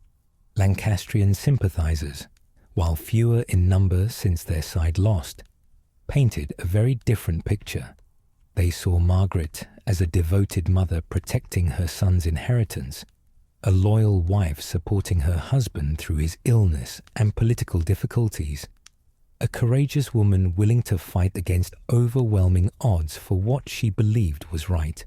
They emphasized her virtues, her intelligence, her determination, her refusal to accept defeat, while downplaying or explaining away her more controversial actions. The most influential shaper of Margaret's historical reputation was William Shakespeare, who made her a central character in his first tetralogy of history plays. Shakespeare's Margaret appears in Henry II, parts 1, 2, and 3, and in Richard III, the only character to appear alive in all 4 plays. Shakespeare drew on earlier chronicles, particularly Edward Hall's History of the Wars of the Roses, to create a Margaret who is fierce, ruthless, and dominating. His Margaret mocks her husband's weakness, carries her lover's severed head after his death, curses her enemies with frightening intensity, and leads men into battle with terrifying courage. Shakespeare's portrayal has shaped perceptions of Margaret for over 400 years. His famous phrase, "She-Wolf of France," has become permanently attached to Margaret's name.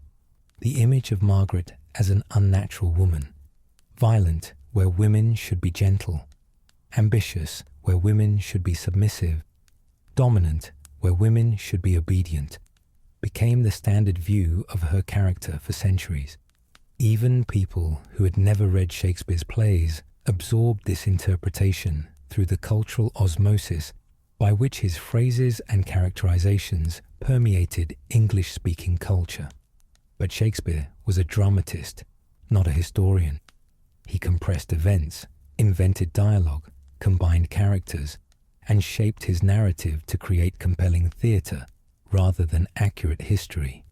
His Margaret is a literary creation, based on historical facts, but transformed by artistic imagination into something larger and more symbolic than the real woman could have been.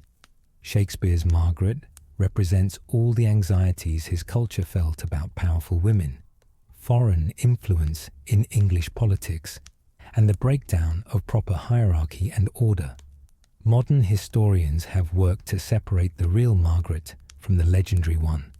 They have gone back to primary sources, letters, government records, chronicle accounts written closer to events, trying to understand what Margaret actually did and why, rather than accepting later interpretations uncritically. This scholarship has produced a more nuanced view of Margaret, one that acknowledges both her genuine accomplishments and her real limitations. Margaret was undeniably a woman of exceptional strength and determination. She took on roles that were unusual for women of her time, leading military campaigns, making strategic decisions, negotiating alliances, and she did so effectively enough to remain a viable threat to the Yorkist government for more than a decade. Her refusal to give up, even after repeated defeats and the loss of her resources, demonstrates extraordinary persistence. Her devotion to her son and her willingness to sacrifice everything for his future shows a mother's love taken to its ultimate extreme. But Margaret also made serious mistakes that contributed to the disasters that befell her and England. Her inability or unwillingness to compromise with Richard, Duke of York in the 1450s, when some accommodation might have prevented civil war, bears at least partial responsibility for the wars breaking out. Her association with unpopular advisers like the Duke of Suffolk, her perceived favouritism towards certain nobles over others, and her foreign origins all made her a divisive figure who could not unite the country the way a more tactful queen might have done. Margaret's treatment of defeated enemies was sometimes harsh even by medieval standards. The mockery of Richard Duke of York's corpse with a paper crown, the various executions of Yorkist supporters, the sack of Ludlow. While these actions were not unusual for the time period, they fed into her reputation for cruelty and made reconciliation between the factions more difficult. A more merciful approach might have split the Yorkist coalition, winning over moderate supporters who were uncomfortable with York's more extreme actions. Instead, Margaret's ruthlessness unified her enemies against her. The question of whether England would have been better off if Margaret had succeeded is impossible to answer definitively. If the Lancastrians had won at Towton or Tewkesbury, if Edward of Lancaster had survived to inherit the throne, would England have experienced peace and good government?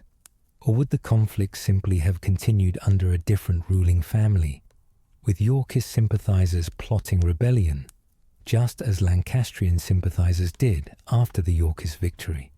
Edward of Lancaster remains an unknown quantity because he died so young.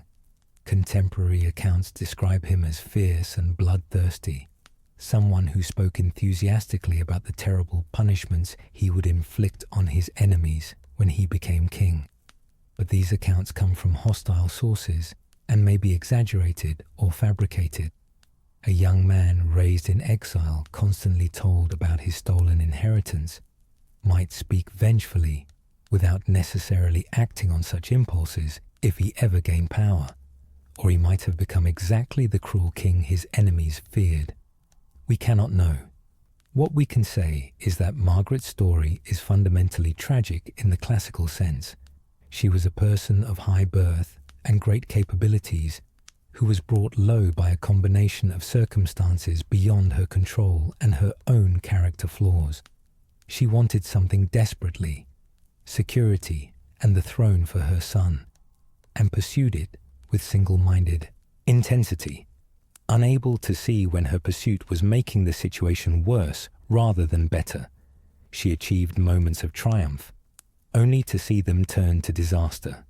She fought bravely against overwhelming odds and lost everything.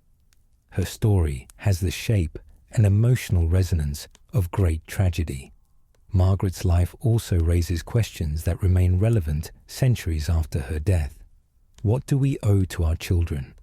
How far should a parent go to protect a child's interests? Margaret would say that a mother's duty is absolute, that no sacrifice is too great if it might benefit one's child.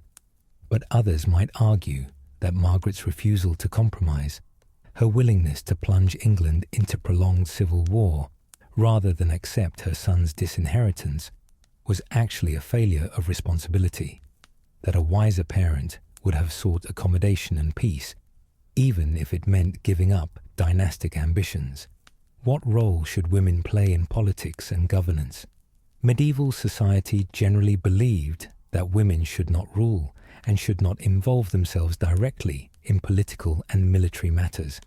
Margaret violated these norms repeatedly, and her enemies used her gender as a weapon against her, arguing that her political involvement was unnatural and that her influence over her husband was inappropriate. Modern feminists might celebrate Margaret as an early example of a woman refusing to be confined by restrictive gender roles, while others might argue that she reinforced negative stereotypes about women being too emotional or vengeful to be trusted with power.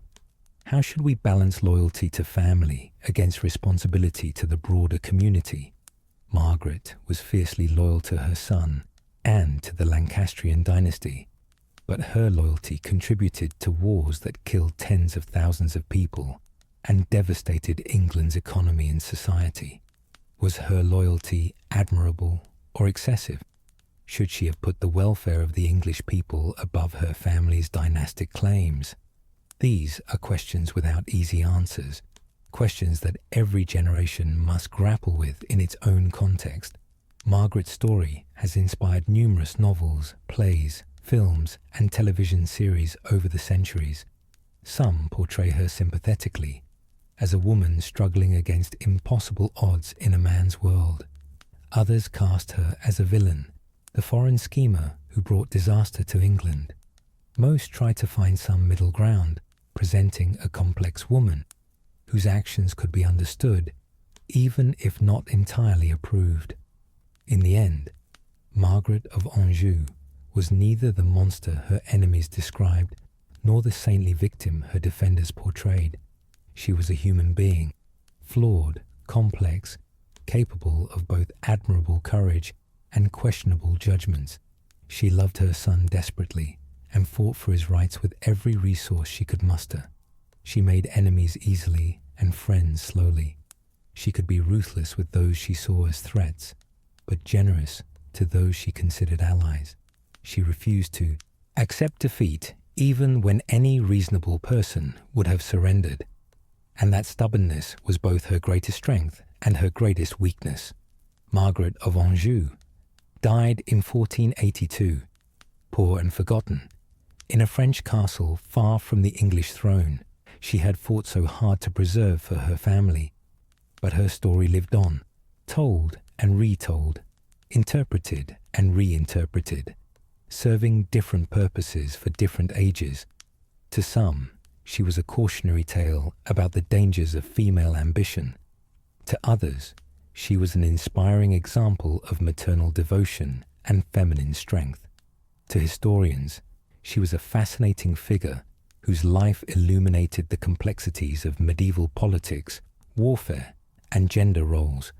Her tomb in Angers Cathedral, like so many medieval monuments, did not survive the destructive fervour of later revolutions, but Margaret herself survives in the historical record, in the chronicles and letters that documented her deeds, in the legends and stories that grew up around her, in the continued fascination that each generation has felt with her remarkable life. She was England's most powerful queen in an age when queens were expected to be powerless, a warrior mother in an age when women were supposed to be gentle and domestic, a woman who refused to accept the limitations her society tried to impose on her. Whether we judge Margaret's life as heroic or tragic, admirable or deplorable, successful or failed, depends on our own values and perspectives. But whatever judgment we make, we cannot deny that Margaret of Anjou lived one of the most dramatic and consequential lives of the medieval period, and that her story continues to speak to us across the centuries, raising questions about power, gender, family, loyalty, and the price we are willing to pay for the things we believe in. And now, dear listener, as our long journey through Margaret's life comes to an end, I hope you have found some measure of peace in this tale, despite its tragic conclusion. May these gentle whispers from the distant past have carried you softly toward restful sleep, and may your dreams be kinder than the reality Margaret faced. Thank you for joining me tonight on Sleepy Crown. Until we meet again, sleep well and good night.